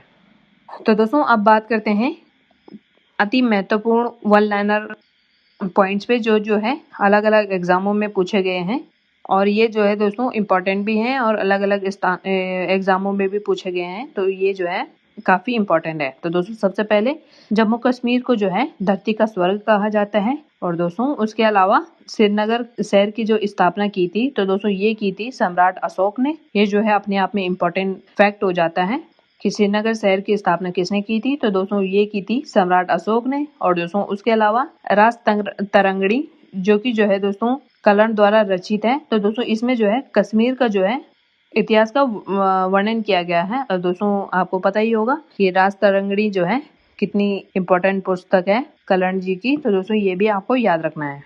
उसके अलावा दोस्तों JNK पुनर्गठन अधिनियम राष्ट्रपति द्वारा कब स्वीकृति इसको मिली थी, तो दोस्तों वो मिली थी 9 अगस्त 2019 को। और दोस्तों उसके अलावा चिनाब नदी पर विश्व का सबसे ऊंचा रेलवे ब्रिज बना हुआ है। तो दोस्तों ये भी आपको याद रखना है कि विश्व का सबसे ऊंचा रेलवे ब्रिज किस नदी पर बना हुआ है, तो दोस्तों आपको याद रखना है चिनाब नदी पर। और दोस्तों जो ये ब्रिज बना हुआ है ना, तो दोस्तों क्वेश्चन इस प्रकार से भी बन सकता है कि विश्व का सबसे ऊंचा रेलवे ब्रिज किस केंद्र शासित प्रदेश या राज्य में स्थित है, तो दोस्तों आपको याद रखना है जम्मू एंड कश्मीर में। और दोस्तों उसके अलावा PYQ की बात करते हैं। तो दोस्तों PYQ में है, ये मैंने थोड़ा PYQ रखे हैं आपके लिए कि आपका जो है थोड़ा प्रैक्टिस हो जाए और थोड़ा सा आपको पता चले कि कौन कौन से मतलब किस प्रकार के क्वेश्चन बन सकते हैं। तो दोस्तों भारत की सबसे बड़ी मीठे पानी की झील जो है मैंने आपको बताया था वुलर झील। तो दोस्तों ये भी आपको याद रखना है। और दोस्तों उसके अलावा जो है रहू जो है किस राज्य या केंद्र शासित प्रदेश का प्रसिद्ध लोक नृत्य है, तो दोस्तों आपको याद रखना है जम्मू कश्मीर। और दोस्तों बगलियार और सलाल जल विद्युत परियोजना किस नदी पर बनी हुई है, तो दोस्तों आपको याद रखना है चिनाब, मैंने अभी आपको ऊपर बताया था। और दोस्तों उसके अलावा है करेवा मिट्टी। तो दोस्तों करेवा मिट्टी जो है किस फसल के लिए जानी जाती है, तो दोस्तों ये जानी जाती है सैफरोन यानी कि केसर के लिए। और दोस्तों ये जो करेवा मिट्टी पाई जाती है तो दोस्तों ये पाई जाती है कश्मीर घाटी में। और दोस्तों अगर बात की जाए एशिया का सबसे बड़ा ट्यूलिप गार्डन कहाँ स्थित है, तो दोस्तों एशिया का जो सबसे बड़ा ट्यूलिप गार्डन है तो दोस्तों ये है श्रीनगर में। और दोस्तों यदि अगर पहाड़ी की बात की जाए तो दोस्तों ये है जबरवान पहाड़ी पे। और दोस्तों उसके अलावा जम्मू कश्मीर का राजकीय पशु कौन सा है, तो दोस्तों वो है हंसगुल। और दोस्तों यदि बात की जाए जवार सुरंग की, तो दोस्तों ये जवार सुरंग किस दर्रे से होकर गुजरती है, तो दोस्तों अभी मैंने आपको ऊपर बताया था तो वो है दोस्तों बनियाल दर्रा। तो दोस्तों ये भी आपको याद रखना है। और दाचीगाम राष्ट्रीय उद्यान किसके संरक्षण के लिए प्रसिद्ध है, तो दोस्तों वो है हंसगुल हिरण। ये जो है दोस्तों जम्मू कश्मीर से कुछ महत्वपूर्ण चीजें मैंने कवर करने की कोशिश की है। अगर वीडियो पसंद आए तो वीडियो को लाइक करें और चैनल को सब्सक्राइब करें। तो दोस्तों बात करते हैं अब हमारे पड़ोसी राज्य उत्तर प्रदेश के बारे में।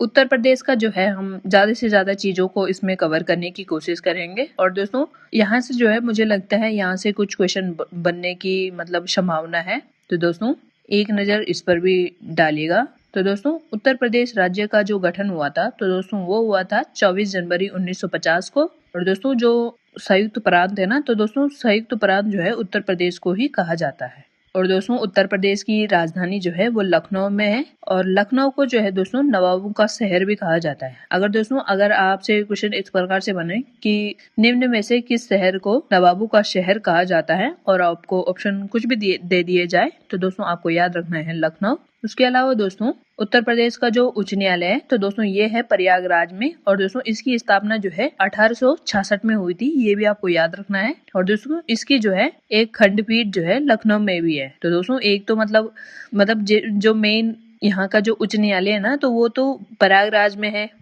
ना, जिसका पुराना नाम इलाहाबाद था। और इसकी जो है दोस्तों एक खंडपीठ जो है लखनऊ में भी है। और दोस्तों बात करते हैं उत्तर प्रदेश राज्य की राजभाषा के बारे में। तो दोस्तों उत्तर प्रदेश की जो राजभाषा है तो दोस्तों वो है हिंदी। और द्वितीय जो है इसकी राजभाषा उर्दू है, जिसको जो है 1989 में जो है मान्यता प्राप्त हुई थी। अब दोस्तों बात करते हैं उत्तर प्रदेश के क्षेत्रफल की। तो दोस्तों उत्तर प्रदेश का जो क्षेत्रफल है वो है 2,40,228 वर्ग किलोमीटर। और दोस्तों ये जो है क्षेत्रफल की दृष्टि जो है संपूर्ण भारत के परिप्रेक्ष्य में यदि बात की जाए तो दोस्तों इसका क्षेत्रफल जो है ये जो है भारत का चौथा सबसे बड़ा राज्य है। और दोस्तों क्वेश्चन जो है इस प्रकार से भी बन सकते हैं कि क्षेत्रफल की दृष्टि से अवरोही क्रम में लगाई है। तो दोस्तों आपको जो है याद रखना है, सबसे बड़ा जिला जो है आपको पता ही होगा कि राजस्थान है, उसके बाद एमपी यानी कि मध्य प्रदेश है, उसके बाद है महाराष्ट्र और चौथा है उत्तर प्रदेश। तो दोस्तों ये क्रम भी आपको याद रखना है। और यदि जनसंख्या की बात की जाए तो दोस्तों जनसंख्या जो है, सर्वाधिक जनसंख्या जो है उत्तर प्रदेश में निवास करती है, ये भी आपको याद रखना है। यदि दोस्तों जनसंख्या की दृष्टि से पूछा जाए तो उत्तर प्रदेश, और यदि क्षेत्रफल की दृष्टि से पूछा जाए तो आपको याद रखना है राजस्थान। और दोस्तों जो इसकी जनसंख्या है ना उत्तर प्रदेश की, तो दोस्तों इसकी जनसंख्या है 19.98 करोड़ जो है यहाँ की जनसंख्या है। और ये जो है 2011 की जनगणना के अनुसार जो है सर्वाधिक जनसंख्या वाला राज्य है। और दोस्तों यदि सर्वाधिक ग्रामीण जनसंख्या की बात की जाए तो दोस्तों सर्वाधिक ग्रामीण जनसंख्या जो है उत्तर प्रदेश की है, ये भी आपको याद रखना है। अब दोस्तों बात करते हैं उत्तर प्रदेश के राजकीय प्रतीकों के बारे में। दोस्तों उत्तर प्रदेश का जो राजकीय पशु है ना, तो वो है दोस्तों बारहसिंगा, जो है दलदली क्षेत्रों में पाया जाता है। तो दोस्तों जो बारहसिंगा है इसकी विशेषता क्या है, तो दोस्तों इसकी विशेषता है ये जो है दलदली क्षेत्रों में पाया जाता है। और दोस्तों ये जो बारहसिंगा है ये उत्तर प्रदेश का जो है राजकीय पशु है। और दोस्तों यदि बात की जाए उत्तर प्रदेश की राजकीय पक्षी की, तो दोस्तों ये है सारस या क्रॉंच भी इसे कहा जाता है। और दोस्तों जो ये सारस या क्रॉंच पक्षी है ना, ये दुनिया का सबसे ऊंचा उड़ने वाला पक्षी भी है, तो आपको ये भी याद रखना है। और यदि बात की जाए दोस्तों राजकीय वृक्ष की, तो दोस्तों राजकीय वृक्ष है उत्तर प्रदेश का अशोक।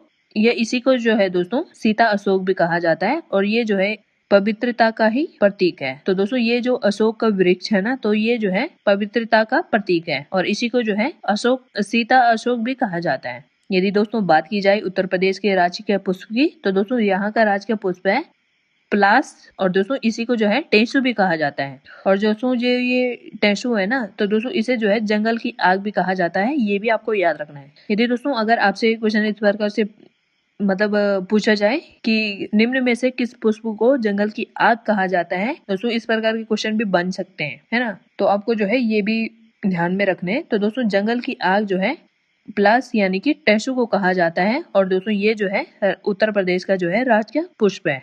और यदि दोस्तों बात की जाए उत्तर प्रदेश के राजकीय खेल की, तो दोस्तों वो है हॉकी।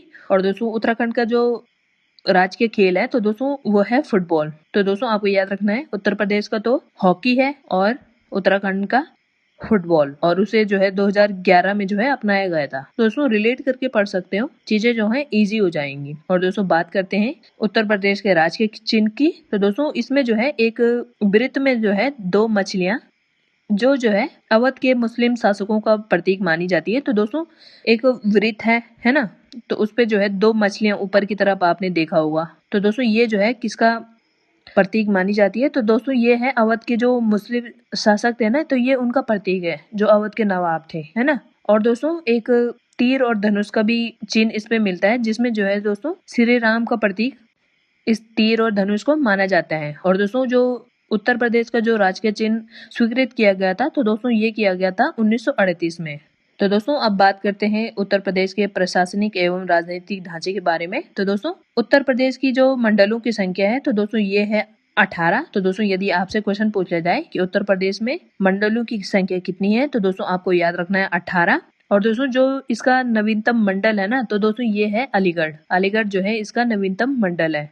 और दोस्तों बात करते हैं उत्तर प्रदेश में, तो दोस्तों उत्तर प्रदेश में जो है 75 जिले हैं। और दोस्तों यूपी जो है देश में जो है सर्वाधिक जिलों वाला राज्य है, जिसमें जो है 75 जिले हैं। और यदि दोस्तों बात की जाए लोकसभा की सीटों की, तो दोस्तों लोकसभा की सीटें जो है उत्तर प्रदेश की जो है 80 हैं। और ये जो है दोस्तों देश में सर्वाधिक लोकसभा की सीटों वाला राज्य है, ये भी आपको याद रखना है। और दोस्तों उसके अलावा जो है राज्यसभा की सीटों की बात की जाए, तो दोस्तों राज्यसभा की सीटें हैं यहाँ पर 31, और ये भी जो है दोस्तों देश में सर्वाधिक राज्यसभा की सीटों वाला राज्य है। तो दोस्तों ये भी आपको याद रखना है। और दोस्तों विधानसभा की सीटें, तो दोस्तों विधानसभा की सीटें जो है 403 इसमें 403 है। और दोस्तों यदि विधान परिषद की बात की जाए, तो दोस्तों विधान परिषद की सीटें इसमें जो है 100 है। यदि दोस्तों ये क्या है, ये विधानसभा की सीटों की बात की जाए तो वो है 403, और यदि जो है विधान परिषद की सीटों की बात की जाए तो दोस्तों वो है 100। और प्रमुख तथ्य में जो दोस्तों उत्तर प्रदेश जो है द्विसदनात्मक विधायिका है, यानी कि इसमें जो है विधानसभा भी है और विधान परिषद यानी कि दोनों मौजूद है। तो दोस्तों ये भी आपको याद रखना है। और दोस्तों अब बात करते हैं उत्तर प्रदेश के भौगोलिक स्थिति एवं सीमाएं के बारे में। तो दोस्तों इसकी जो है कुल सीमाएं जो है 8 राज्यों से और एक केंद्र शासित प्रदेश यानी कि दिल्ली से लगती है, और एक जो है ये अंतर्राष्ट्रीय सीमा जो कि नेपाल से सीमा साझा करते हैं। तो दोस्तों अगर क्वेश्चन बन जाए कि उत्तर प्रदेश कितने राज्यों से सीमा साझा करता है, तो दोस्तों आपको याद रखना है 8 राज्य। और यदि केंद्र शासित प्रदेश पूछा जाए तो दोस्तों वो है एक ही केंद्र शासित प्रदेश से ये जो है सीमा साझा करता है और उसका नाम है दिल्ली। यदि अंतर्राष्ट्रीय सीमा की बात की जाए तो दोस्तों अंतर्राष्ट्रीय सीमा में जो है एक ही देश से जो है सीमा साझा करता है जिसका नाम है नेपाल। और दोस्तों जिसने मतलब ये स्पर्श करने वाले जो राज्य हैं वो है 8। तो दोस्तों वो कौन कौन से हैं? एक तो है उत्तराखंड, हिमाचल, हरियाणा, राजस्थान, मध्य प्रदेश, छत्तीसगढ़, झारखंड और बिहार। और दोस्तों सोनभद्र जिले की खासियत है, तो दोस्तों ये सोनभद्र जिला है ना यूपी का, तो दोस्तों ये जो है देश का एकमात्र ऐसा जिला है जो है 4 राज्यों से सीमा साझा करता है। तो दोस्तों ये 4 राज्य कौन कौन से हैं? पहला है एमपी, दूसरा है छत्तीसगढ़, तीसरा है झारखंड और चौथा है बिहार। तो दोस्तों ये जो है यूपी का जिला है ना, सोनभद्र जिला, और ये जो है देश का एकमात्र ऐसा जिला है जो है 4 राज्यों से सीमा साझा करता है। तो दोस्तों ये जो है इम्पोर्टेंट हो जाता है। और दोस्तों सबसे लंबी जो सीमा साझा करता है ना उत्तर प्रदेश, तो दोस्तों ये जो है सबसे लंबी सीमा जो है मध्य प्रदेश से सीमा साझा करता है, जिसमें जो है 11 राज्य मतलब 11 जिले लगते हैं। और दोस्तों जो ये सबसे छोटी सीमा जो है यूपी साझा करता है, तो दोस्तों वो है हिमाचल, और हिमाचल से जो है दोस्तों केवल सहारनपुर जिला लगता है। तो दोस्तों ये भी आपको याद रखना है। दोस्तों अगर मतलब आप जो है इमेजिन भी नहीं कर सकते हैं कि जैसे अगर आपको क्वेश्चन दिया जाए कि निम्न में से कौन से राज्य से उत्तर प्रदेश सीमा साझा नहीं करते हैं, और अगर आपको उसमें हिमाचल दिख जाए तो दोस्तों 100% चांस है आप जो है हिमाचल को ही लगाओगे उसका आंसर। तो दोस्तों तब जो है आपका, अगर आपने ये सीरीज नहीं देखी होगी एंड तक, तो दोस्तों आपका जो है क्वेश्चन जो है गलत होने के चांस ज्यादा बढ़ जाते हैं। क्योंकि दोस्तों जो उत्तर प्रदेश का जो मतलब आप ऐसे सोचते होंगे ना कि कहाँ से लगता होगा, कैसे लगता होगा, हिमाचल से तो क्या ही लगता होगा।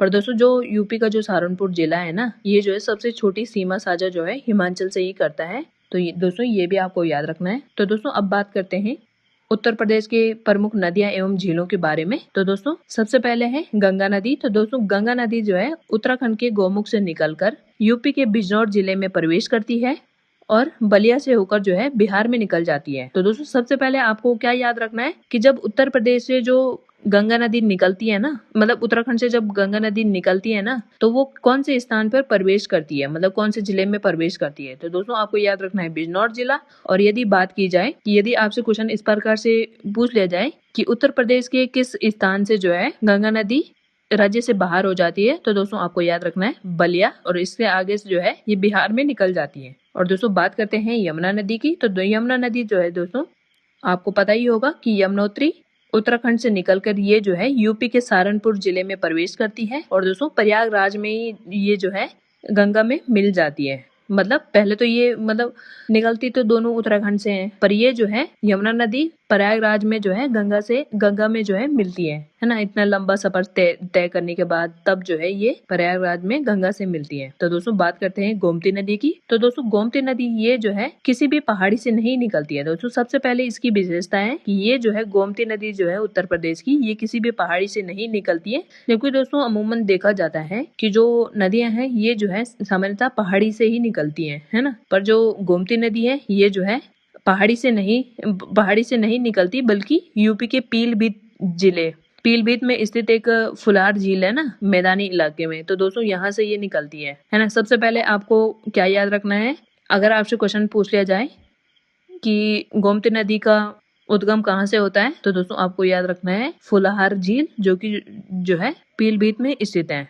और दोस्तों अगर आपसे क्वेश्चन डायरेक्ट ये भी पूछा जाए कि फुलहर झील किस जिले में है, तो किस राज्य में है, तो दोस्तों आपको याद रखना है उत्तर प्रदेश में। यदि दोस्तों उत्तर प्रदेश की प्रमुख झीलों की बात की जाए तो दोस्तों इसमें जो है रामगढ़ ताल जो कि गोरखपुर में स्थित है, और दोस्तों उसके अलावा है सुर सरोवर यानी कि किठम, ये जो है आगरा में स्थित है। और दोस्तों उसके अलावा गोविंद बल्लभ पंत सागर, तो दोस्तों गोविंद बल्लभ पंत सागर जो है सोनभद्र में है, और ये जो है भारत की सबसे बड़ी कृत्रिम झील है तो दोस्तों ये भी आपको याद रखना है। यदि दोस्तों अगर आपसे क्वेश्चन इस प्रकार से पूछे कि भारत की सबसे बड़ी कृत्रिम झील कौन सी है, तो दोस्तों आपको याद रखना है गोविंद बल्लभ पंत सागर, जो कि यूपी के सोनभद्र जिले में इसको जो है बनाया गया है। कृत्रिम है यानी कि बनाया गया है मानवों द्वारा। दोस्तों बात करते हैं उत्तर प्रदेश के जलवायु, कृषि एवं खनिज के बारे में। तो दोस्तों सबसे पहले जो है दोस्तों जलवायु व वर्षा। तो दोस्तों यूपी का जो जलवायु जो है ये जो है उष्णकटिबंधीय मानसूनी है और ये जो है सर्वाधिक वर्षा जो है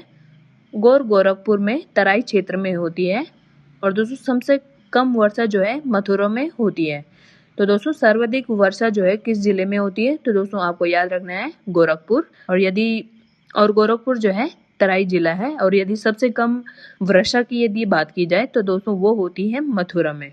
और दोस्तों यदि कृषि की बात की जाए तो दोस्तों प्रथम स्थान पे यहाँ पर उत्पादन जो होता है वो होता है गेहूं का, तब होता है गन्ने का, तब होता है आलू, आम, और तब जो है कुल खाद्यान्न जो है यूपी में ही कुल खाद्यान्नों में जो है यूपी भारत में पहला स्थान इसको प्राप्त है। तो दोस्तों कुल खाद्यान्नों में यदि बात की जाए तो भारत का कौन सा राज्य पहले स्थान पे है, तो दोस्तों आपको याद रखना है यूपी। और दोस्तों खनिज की यदि बात की जाए, खनिज यानी यूरेनियम, तो दोस्तों यूपी में जो है यूरेनियम के जो है सीमित भंडार केवल ललितपुर जिले में पाए जाते हैं। तो दोस्तों ये क्वेश्चन बन सकता है कि यूपी में जो है उत्तर प्रदेश के किस स्थान पर यूरेनियम के सीमित भंडार पाए जाते हैं, तो दोस्तों आपको याद रखना है ललितपुर जिला। और यदि दोस्तों खनिज यानी कि कोयले की बात की जाए तो दोस्तों कोयला उत्पादन में जो है सिंगरौली यानी कि सिंगरौली कहाँ पर है, तो दोस्तों ये है सोनभद्र जिले में। तो दोस्तों यहाँ पर जो है कोयले का उत्पादन होता है यूपी में। तो दोस्तों ये जो क्वेश्चन है ये आपके इसी एग्जाम के लिए तो इम्पोर्टेंट है ही, क्योंकि 14 नंबर का जो है राज्यों से और केंद्र शासित प्रदेशों से क्वेश्चन बनने वाले हैं। पर दोस्तों ये जो है आपके जीएस के लिए भी इम्पोर्टेंट है, क्योंकि जीएस में भी यहाँ से जो है खनिज वगैरह पूछे जाते हैं, जीआई टैग पूछे जाते हैं, झीलें पूछे जाती हैं और बहुत सारी चीजें पूछी जाती हैं। तो ये जो है इम्पोर्टेंट हो जाता है।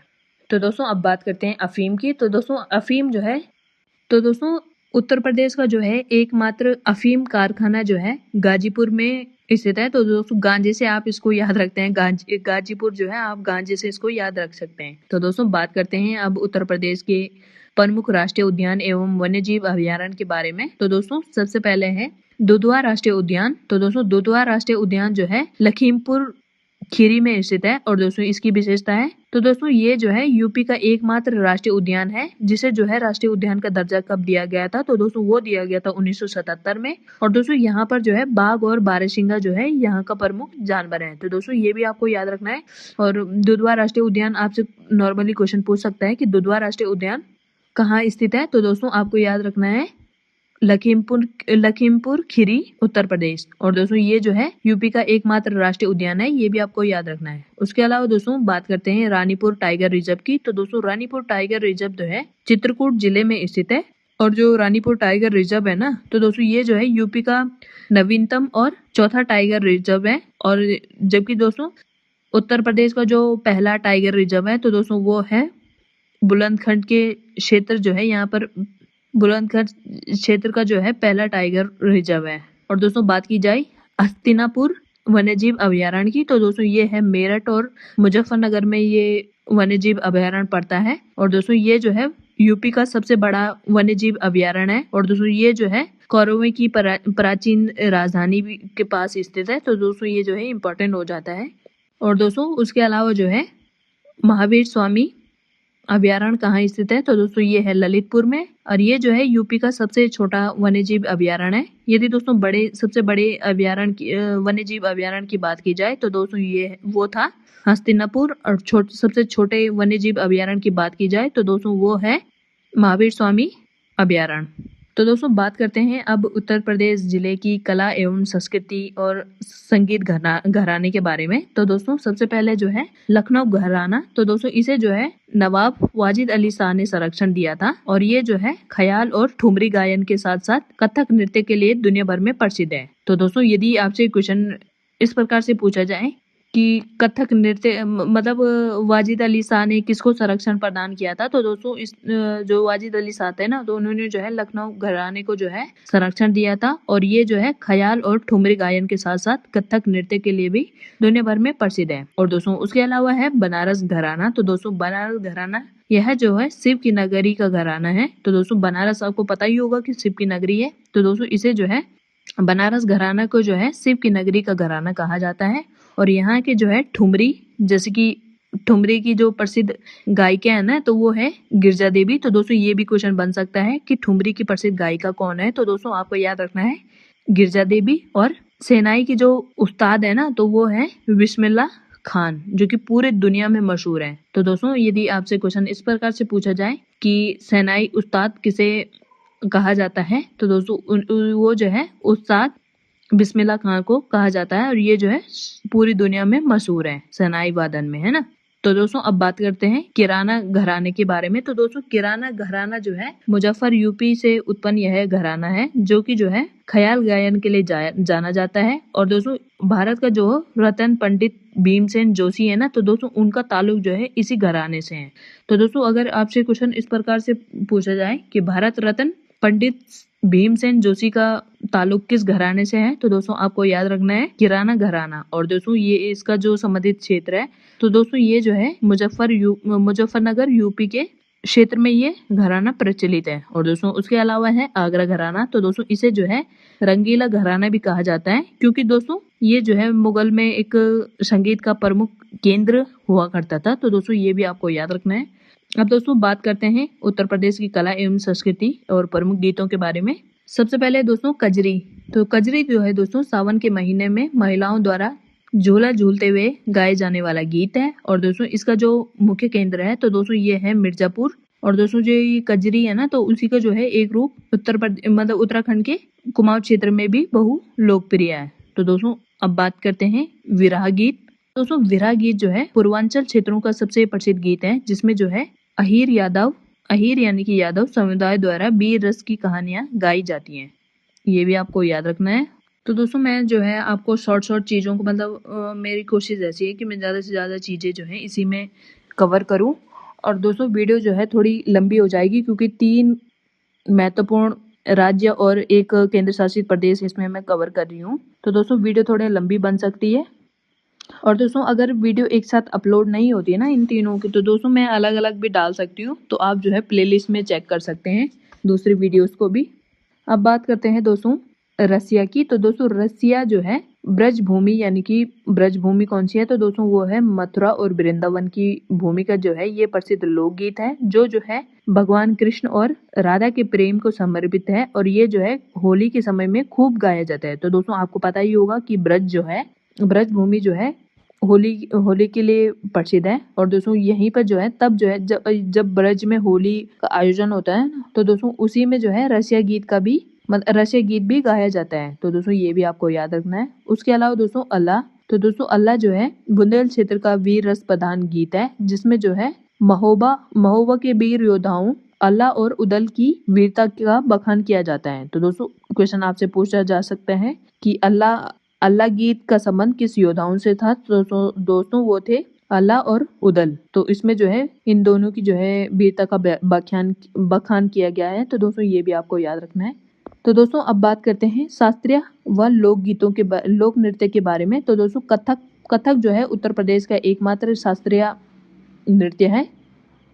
और इसका जन्म जो है कथा बाँचने यानी कि कथा सुनाने, बाँचते हैं ना लोग, बोलते हैं जन्मपत्री बाँच दी, ऐसे से बोलते हैं ना। तो बाँचने का मतलब होता है पढ़ने या सुनाने। तो दोस्तों इसका जन्म जो है कथा बाँचने की परंपरा से हुआ है। और दोस्तों जो कथक के प्रमुख नृत्यक है ना, तो दोस्तों आपको पता ही होगा ये क्वेश्चन जो है इस प्रकार से भी जीएस में बन जाता है कि निम्न में से बिरजू महाराज का संबंध किस नृत्य से है। तो दोस्तों बिरजू महाराज जो है कथक के प्रसिद्ध नृतक हैं। तो दोस्तों वो भी आपको याद रखना है। और दोस्तों उसके अलावा लच्छू महाराज, सितारा देवी, ये जो है कथक से संबंधित प्रसिद्ध नृतक थे। तो दोस्तों अब बात करते हैं चरकुला। तो दोस्तों चरकुला जो है ब्रज क्षेत्र यानी कि मथुरा का बेहद ही मुश्किल और खूबसूरत नृत्य है। और दोस्तों इसमें जो है महिलाएं अपने सिर पर रथ का पहिया और उस पर 108 जलते हुए दीपक जलाकर नाचती हैं। तो दोस्तों चरकुला जो है ब्रज क्षेत्र यानी कि मथुरा का एक बेहद मुश्किल और खूबसूरत नृत्य है, जिसमें जो है महिलाएं क्या करती हैं, तो दोस्तों इसमें जो है महिलाएं रथ के पहियों को अपने सर पर रखती हैं और उसमें जो है 108 जलते हुए दीपक रखकर नाचती हैं।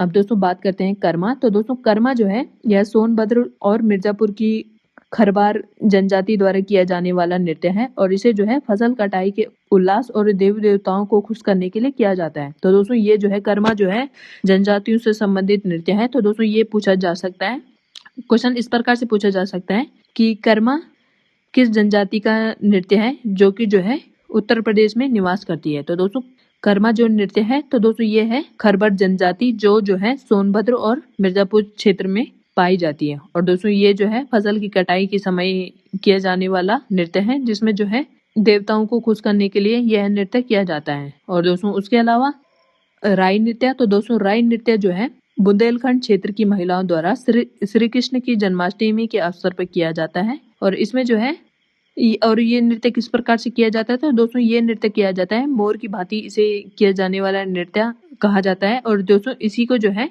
राई नृत्य को ही अन्य नाम जो है इसका मयूर नृत्य है। तो मयूर नृत्य क्यों है इसका नाम, तो दोस्तों मयूर नृत्य इसलिए है क्योंकि इसमें जो है जो महिलाएं हैं वो मोर के समान नृत्य करती हैं।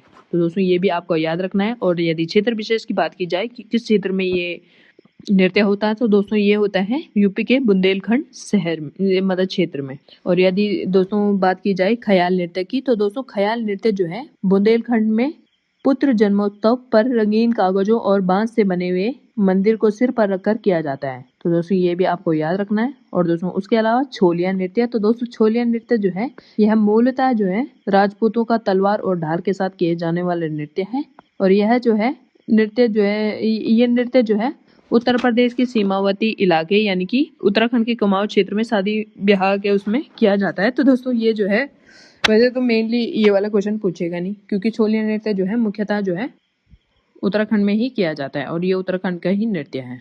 तो दोस्तों अब बात करते हैं उत्तर प्रदेश के प्रमुख मेले एवं उत्सवों के बारे में। तो दोस्तों उत्तर प्रदेश के जो प्रमुख मेले और उत्सव हैं, तो दोस्तों सबसे पहले है कुंभ मेला जो कि प्रयागराज यानी कि इलाहाबाद में गंगा नदी और यमुना नदी और अदृश्य सरस्वती नदी पे यानी कि त्रिवेणी में ये लगता है। तो दोस्तों त्रिवेणी क्यों कहा जाता है, तो दोस्तों त्रिवेणी उस स्थान को कहा जाता है जहाँ पे जो है 3 नदियों का संगम होता है। तो दोस्तों माना जाता है कि प्रयागराज में जो है एक तो गंगा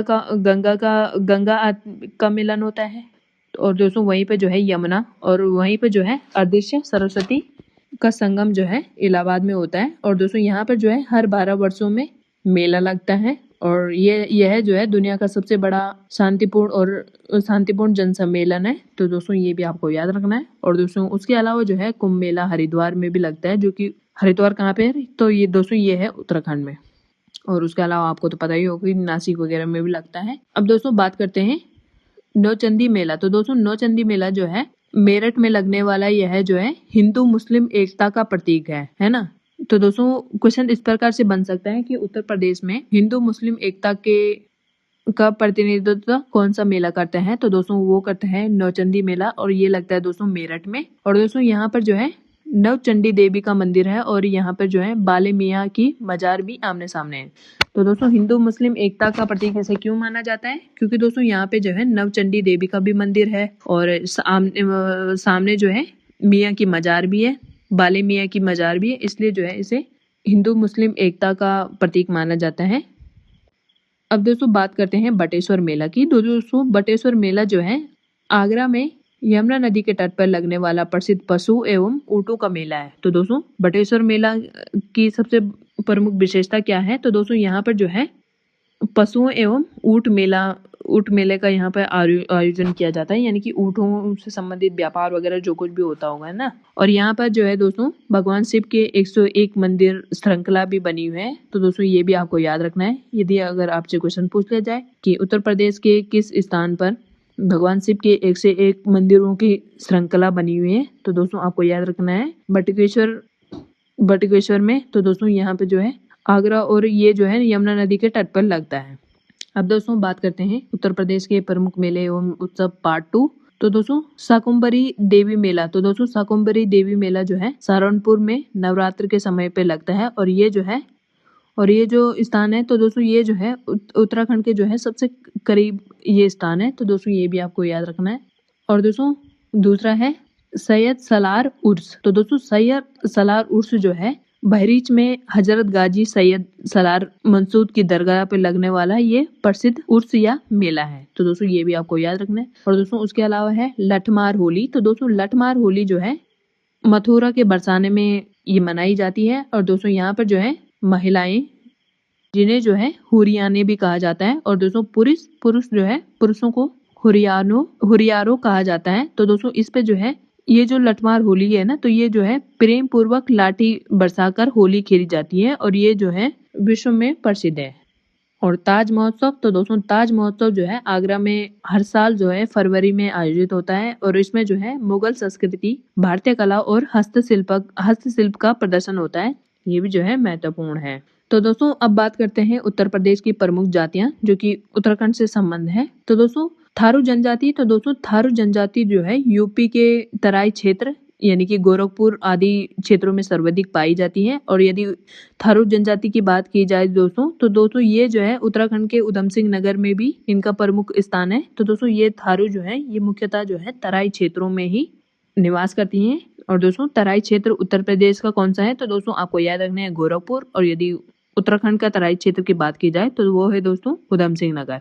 और दोस्तों जो ये थारू जनजाति है ना, तो दोस्तों आपको पता ही होगा उत्तराखंड में आपने डीपली पढ़ा होगा। तो दोस्तों ये थारू जनजाति है जो है दिवाली को जो है शोक के रूप में मनाती हैं। और इनका जो प्रमुख त्योहार है तो दोस्तों वो है बजहर। और दोस्तों बात करते हैं बोक्सा या बोक्सा की। तो दोस्तों यूपी के बिजनौर जिले में पाई जाने वाली ये जनजाति है और इसमें जो है राजपूतों जैसी व्यवस्था होती है। और दोस्तों जो ये बोक्सा है ना, तो दोस्तों ये जो है उत्तराखंड में एक शेड्यूल ट्राइब है। तो दोस्तों ये भी आपको याद रखना है। और दोस्तों उसके अलावा अभी ऊपर भी बात हुई थी खरवर जनजाति की। तो दोस्तों खरवर जनजाति जो है सोनभद्र और मिर्जापुर क्षेत्र में कर्मा नृत्य इन्हीं का है। तो दोस्तों कर्मा नृत्य मैंने अभी ऊपर आपको बताया था ना, तो दोस्तों ये भी आपको याद रखना है। और दोस्तों उसके अलावा यूपी के जलौना और अयोध्या जिलों में जो है कोई भी अनुसूचित जनजाति नहीं पाई जाती है। तो दोस्तों ये भी आपको याद रखना है। क्वेश्चन जो है किसी प्रकार से भी बन सकते हैं। मैंने जो है कोशिश करी है कि मैं ज़्यादा से ज़्यादा चीज़ों को आपको जो है क्लियर कर पाऊँ और ज़्यादा से ज़्यादा चीज़ें मैं आपको समझा पाऊँ। तो दोस्तों बात करते हैं अब उत्तर प्रदेश के प्रमुख पर्यटन एवं धार्मिक स्थलों के बारे में। तो दोस्तों सबसे पहले है काशी का विश्वनाथ मंदिर। तो दोस्तों ये जो काशी का विश्वनाथ मंदिर और दशोमेध घाट है ना, तो दोस्तों ये जो है वाराणसी में है। और ये जो दोस्तों दुनिया का सबसे पुराने और निरंतर बसे हुए शहरों में से एक है। और ये जो है दोस्तों जो काशी विश्वनाथ और वाराणसी का घाट है ना, तो दोस्तों इसे जो है मोक्ष की नगरी भी ये कहलाता है। तो दोस्तों ये भी आपको याद रखना है। और दोस्तों उसके अलावा सारनाथ, तो दोस्तों सारनाथ जो है वाराणसी में स्थित है। और ये जो है भगवान बुद्ध के ज्ञान प्राप्ति के बाद जो है यहाँ पर उन्होंने अपना पहला उपदेश दिया था। और इसी को जो है जो बुद्ध का जो पहला उपदेश था ना, तो दोस्तों इसी को जो है धर्म चक्र प्रवर्तन भी कहा जाता है। और दोस्तों ये है जो है अभी जो है कुछ दिन पहले सारनाथ को जो है यूनेस्को की विश्व धरोहर सूची में शामिल किया गया है। तो दोस्तों यदि आप करंट अफेयर्स पढ़ रहे होंगे तो दोस्तों ये जो है आपने जरूर अपडेट किया होगा। उसके अलावा दोस्तों श्री राम जन्मभूमि, तो दोस्तों श्री राम जन्मभूमि आपको पता ही होगा कि ये जो है अयोध्या है। और दोस्तों ये क्वेश्चन बन सकता है कि अयोध्या किस नदी के तट पर है, तो दोस्तों ये है सरयू नदी के तट पर। और दोस्तों उत्तर प्रदेश में ही एक महत्वपूर्ण स्थान दूसरा भी है, तो दोस्तों ये है कुशीनगर। तो दोस्तों कुशीनगर में जो है भगवान बुद्ध ने जो है अपने प्राण त्यागे थे। और दोस्तों इसी को जो है महापरिनिर्वाण स्थान भी कहा जाता है। महापरिनिर्वाण यहाँ पे उनका हुआ था, निर्वाण। दोस्तों इतनी बड़ी क्लास हो गई है ना कि मेरा जो है एकदम जबान जो है एकदम लड़खड़ा रही है, क्योंकि काफ़ी बड़ी वीडियो हो गई है और मैं थोड़ा वो हो गई हूँ। तो दोस्तों यूपी जो है थोड़ा बड़ा राज्य हो गया और उसके बारे में जो है काफ़ी चीज़ें हैं और पड़ोसी राज्य भी था और इससे जो है हमारा मतलब वर्षों से संबंध है, इसलिए जो है ये इम्पोर्टेंट हो जाता है। इसलिए जो है मैंने इसकी विस्तृत क्लास रखी है। तो दोस्तों हो सकता है कि मैं इसकी जो है 2 अलग अलग क्लासें अपलोड करूं। एक में जो होगा दोस्तों, एक में तो हिमाचल और जम्मू कश्मीर एक यूटी मैंने उसमें लिया है और दूसरा जो है हो जाएगा उत्तर प्रदेश। तो दोस्तों अगर आपके पास वो वाली वीडियो पहुंचती है हिमाचल और जम्मू कश्मीर की, तो दोस्तों ये वाली वीडियो देखना ना भूलिएगा। और दोस्तों अगर ये वाली वीडियो पहुंचती है तो वो वाली वीडियो देखना ना भूलिएगा, क्योंकि वो भी जो है इम्पोर्टेंट है। तो दोस्तों अब बात करते हैं उत्तर प्रदेश में यूनेस्को की विश्व धरोहर स्थलों के बारे में। तो दोस्तों ताजमहल, तो दोस्तों ताजमहल जो है आगरा में स्थित है, और ये जो है दोस्तों 1983 में यूनेस्को की सूची में शामिल किया गया था। और ये जो है मुगल वास्तुकला का सर्वोत्कृष्ट जो है उदाहरण है, और ये जो है 7 अजूबों में भी ये शामिल है। तो दोस्तों बोलते हैं ना दुनिया के 7 अजूबे, तो दोस्तों उनमें से जो है एक ताजमहल भी अजूबा है।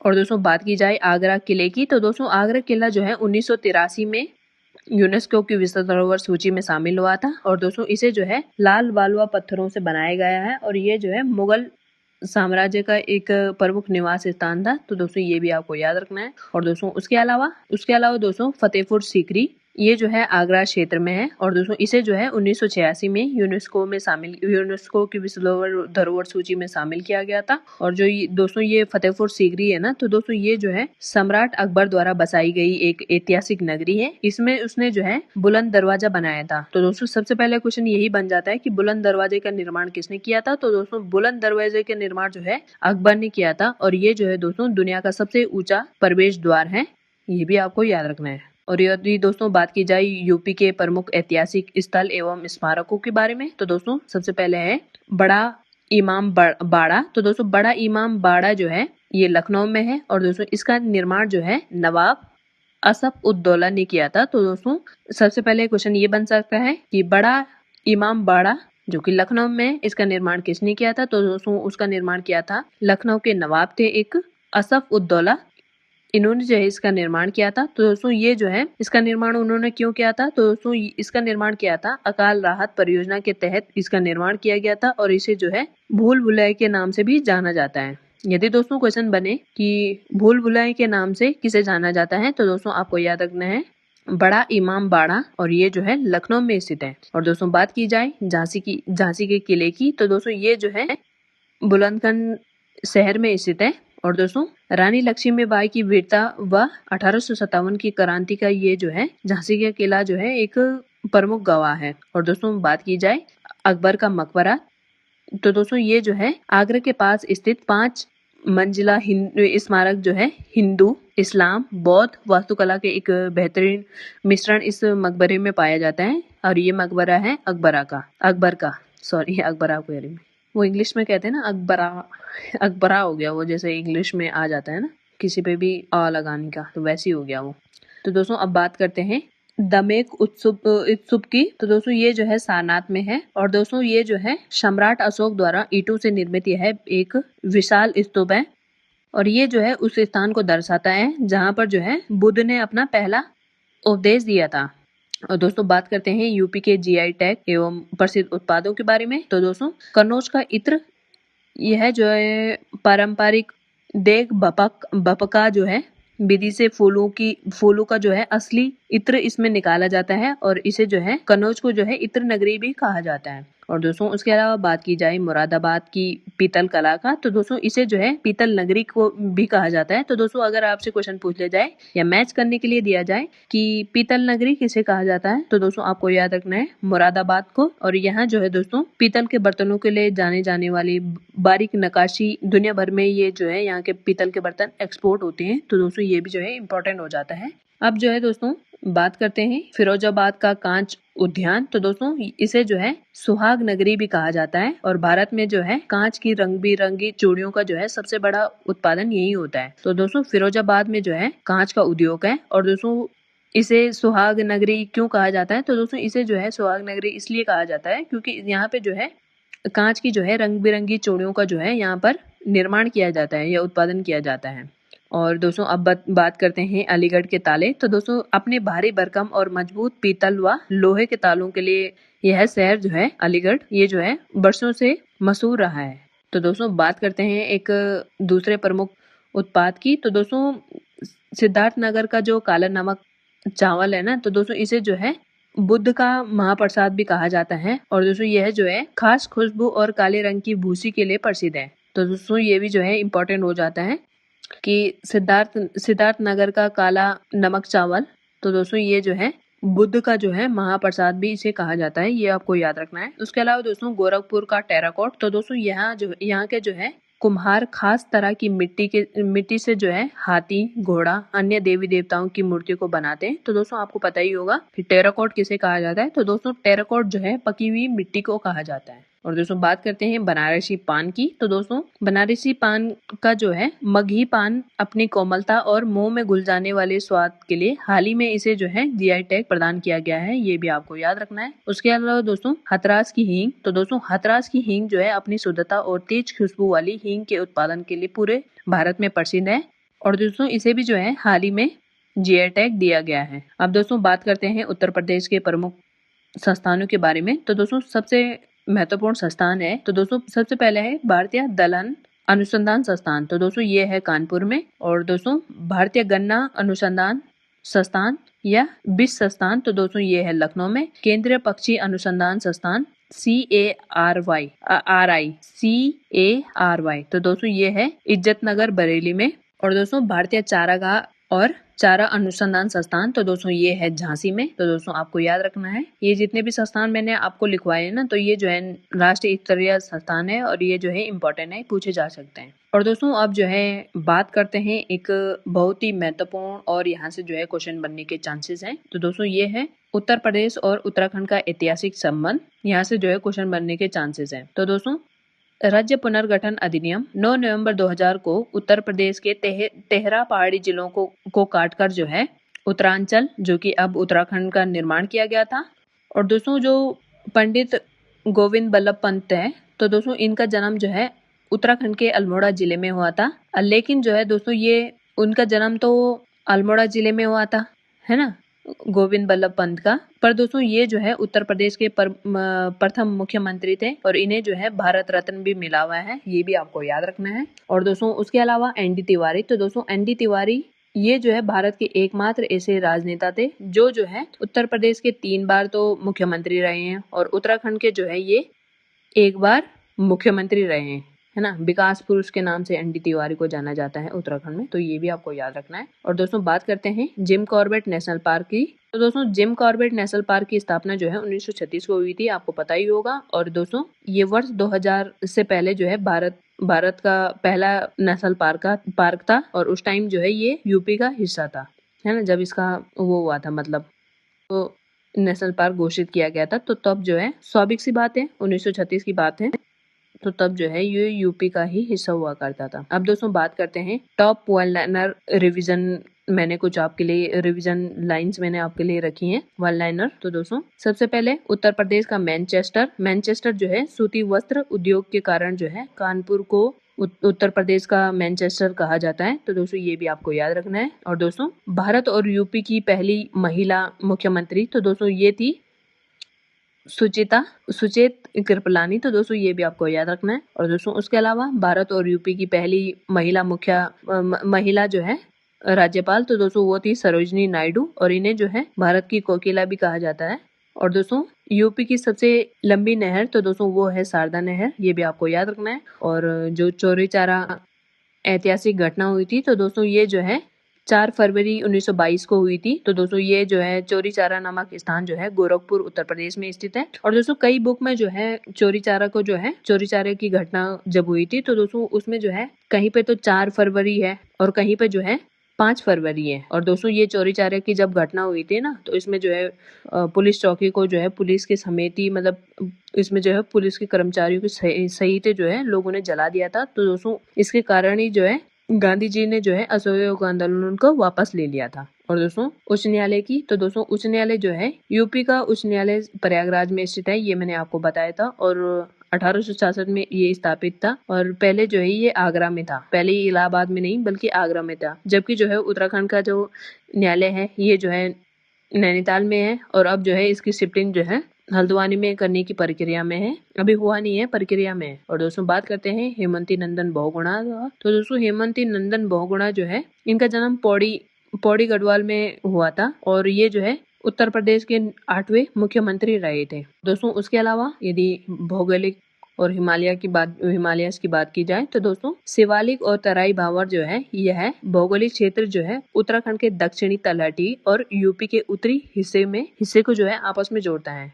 और कुंभ मेला जो है भारत के 4 जगहों पे लगता है, जिसमें से जो है 2 जो है, एक तो हरिद्वार है और एक जो है यूपी का प्रयागराज है, जो कि जो है ये गंगा नदी के बेसिन पे लगता है। और दोस्तों बात करते हैं PYQ की, तो दोस्तों PYQ जो है मैंने वो रखे हैं जो है किसी न किसी एग्जाम में पूछे गए हैं, है ना। तो दोस्तों यूपी का राजकीय पुष्प क्या है, तो दोस्तों यूपी का राजकीय पुष्प है तो दोस्तों वो है पलाश यानी कि टेसू। और दोस्तों उसके अलावा दूसरा क्वेश्चन है नौचंदी मेला, तो दोस्तों नौचंदी मेला जो हिंदू मुस्लिम एकता का प्रतीक है ये कहाँ लगता है, तो दोस्तों ये लगता है मेरठ में। और दोस्तों उसके अलावा यूपी में यूरेनियम के सीमित भंडार कहाँ पाए जाते हैं, तो दोस्तों ये पाए जाते हैं ललितपुर में। और दोस्तों उसके अलावा नवाबगंज पक्षी अभयारण्य का नया नाम क्या है, तो दोस्तों नवाबगंज जो पक्षी अभयारण्य जो है ना, अब इसका नाम परिवर्तित हो गया है और ये जो है दोस्तों उन्नाव क्षेत्र में है। और दोस्तों इसका नाम जो है अब परिवर्तित करके क्या रखा गया है, तो दोस्तों उसका नाम है चंद्रशेखर आजाद पक्षी अभयारण्य। तो दोस्तों ये भी आपको याद रखना है। और दोस्तों कांच उद्योग यानी कि चूड़ियों के लिए यूपी का कौन सा नगर विख्यात है, तो दोस्तों वो है फिरोजाबाद। और दोस्तों दूसरा क्वेश्चन है भारतीय दलन अनुसंधान संस्थान कहाँ है, तो दोस्तों अभी मैंने आपको ऊपर बताया था कि भारतीय दलन अनुसंधान संस्थान कहाँ है, तो दोस्तों वो है कानपुर। और दोस्तों दूसरा क्वेश्चन है उत्तर प्रदेश के किस जिले में थारू जनजाति सर्वाधिक पाई जाती है, तो दोस्तों थारू जनजाति जो है तराई क्षेत्रों में पाई जाती है और उत्तर प्रदेश का जो सर्वाधिक तराई क्षेत्र वाला जिला है तो वो है दोस्तों गोरखपुर। उसके अलावा दोस्तों कजरी लोकगीत किस क्षेत्र में सबसे ज्यादा प्रचलित है, तो दोस्तों कजरी जो लोकगीत है ये जो है मिर्जापुर पूर्वांचल क्षेत्रों में प्रसिद्ध है, ये भी आपको याद रखना है। और दोस्तों बात करते हैं गंगा नदी उत्तर प्रदेश में किस जिले में प्रवेश करती है, तो दोस्तों गंगा नदी जो है उत्तराखंड के बाद जो है मैंने आपको अभी ऊपर बताया था कि उत्तराखंड के बाद जो है गंगा नदी यूपी में जब प्रवेश करती है तो तब जो है सबसे पहले ये जो है बिजनौर जिले में प्रवेश करती है और यहीं पे जो है दोस्तों गंगा नदी पे एक बैराज भी है, तो दोस्तों ये भी आपको याद रखना है। और दोस्तों उत्तर प्रदेश को काटकर जो है उत्तराखंड कब राज्य बना था, तो दोस्तों आप सभी को पता ही होगा कि यदि अगर आप उत्तराखंड के छात्र होंगे तो आपको पता होगा कि उत्तर प्रदेश से जब उत्तराखंड अलग बना था तो दोस्तों वो बना था 9 नवंबर 2000 को और ये जो है 13 पहाड़ी जिलों को काटकर बनाया गया था। और दोस्तों उसके अलावा ये उत्तर प्रदेश का एकमात्र शास्त्रीय नृत्य कौन सा है, तो दोस्तों वो है कथक, ये भी आपको याद रखना है। और दोस्तों बढ़ते हैं दूसरे क्वेश्चन की तरफ, कौन से राजनेता यूपी और उत्तराखंड यानी कि दोनों जिलों के जो है मुख्यमंत्री रहे थे, तो दोस्तों वो थे ND तिवारी, है ना। और दोस्तों बात करते हैं छोले नृत्य मुख्य रूप से किस राज्य क्षेत्र में प्रचलित है, तो दोस्तों छोले नृत्य जो है आपको पता ही होगा कि उत्तराखंड के कुमाऊं और जो ये कुमाऊं के जो कुछ सीमाएं जो है यूपी में लगती हैं, तो दोस्तों वहां भी थोड़ा बहुत जो है ये प्रचलित है। तो दोस्तों अब बात करते हैं दूसरे क्वेश्चन की, तो दोस्तों उसमें जो है काले नमक चावल जिसे GI टैग मिला है ये जो है यूपी के किस जिले का उत्पाद है, तो दोस्तों ये है सिद्धार्थनगर जिले का ये उत्पाद है, तो दोस्तों ये भी आपको याद रखना है। और दोस्तों बढ़ते हैं सेकंड लास्ट क्वेश्चन की तरफ, अल्लाह लोकगीत में मुख्य रूप से किसकी वीरता का वर्णन होता है, तो दोस्तों जो अल्लाह लोकगीत है ना तो उसमें जो है मुख्य रूप से अल्लाह और उदल यानी कि मोहब्बा के योद्धाओं के मतलब इसमें इसका वीरता का वर्णन होता है। और दोस्तों उसके अलावा चरकुला, तो दोस्तों चरकुला जो है ब्रज क्षेत्र यानी कि मथुरा का प्रमुख नृत्य है, ये भी आपको याद रखना है। तो दोस्तों मिलते हैं नेक्स्ट वीडियो में नेक्स्ट राज्यों के साथ। अगर आपका सपोर्ट बना रहा तो जल्दी ही जो है मैं एक दूसरी वीडियो लेके आऊंगी जिसमें जो है आपके और राज्य भी कवर हो पाएंगे। तो दोस्तों अगर आपको वीडियो पसंद आती है तो वीडियो को लाइक करें, चैनल को सब्सक्राइब करें और ज़्यादा से ज़्यादा दोस्तों को जो है शेयर कीजिए ताकि जो है जल्द से जल्द जो है 200 से 300 व्यूज़ इस पे आए और मैं जल्द से जो है तुम्हें दूसरी वीडियो प्रोवाइड करूं, मतलब एग्जाम आने से पहले। तो दोस्तों मिलते हैं नेक्स्ट वीडियो में, तब तक के लिए धन्यवाद। जय हिंद, जय भारत, जय उत्तराखंड।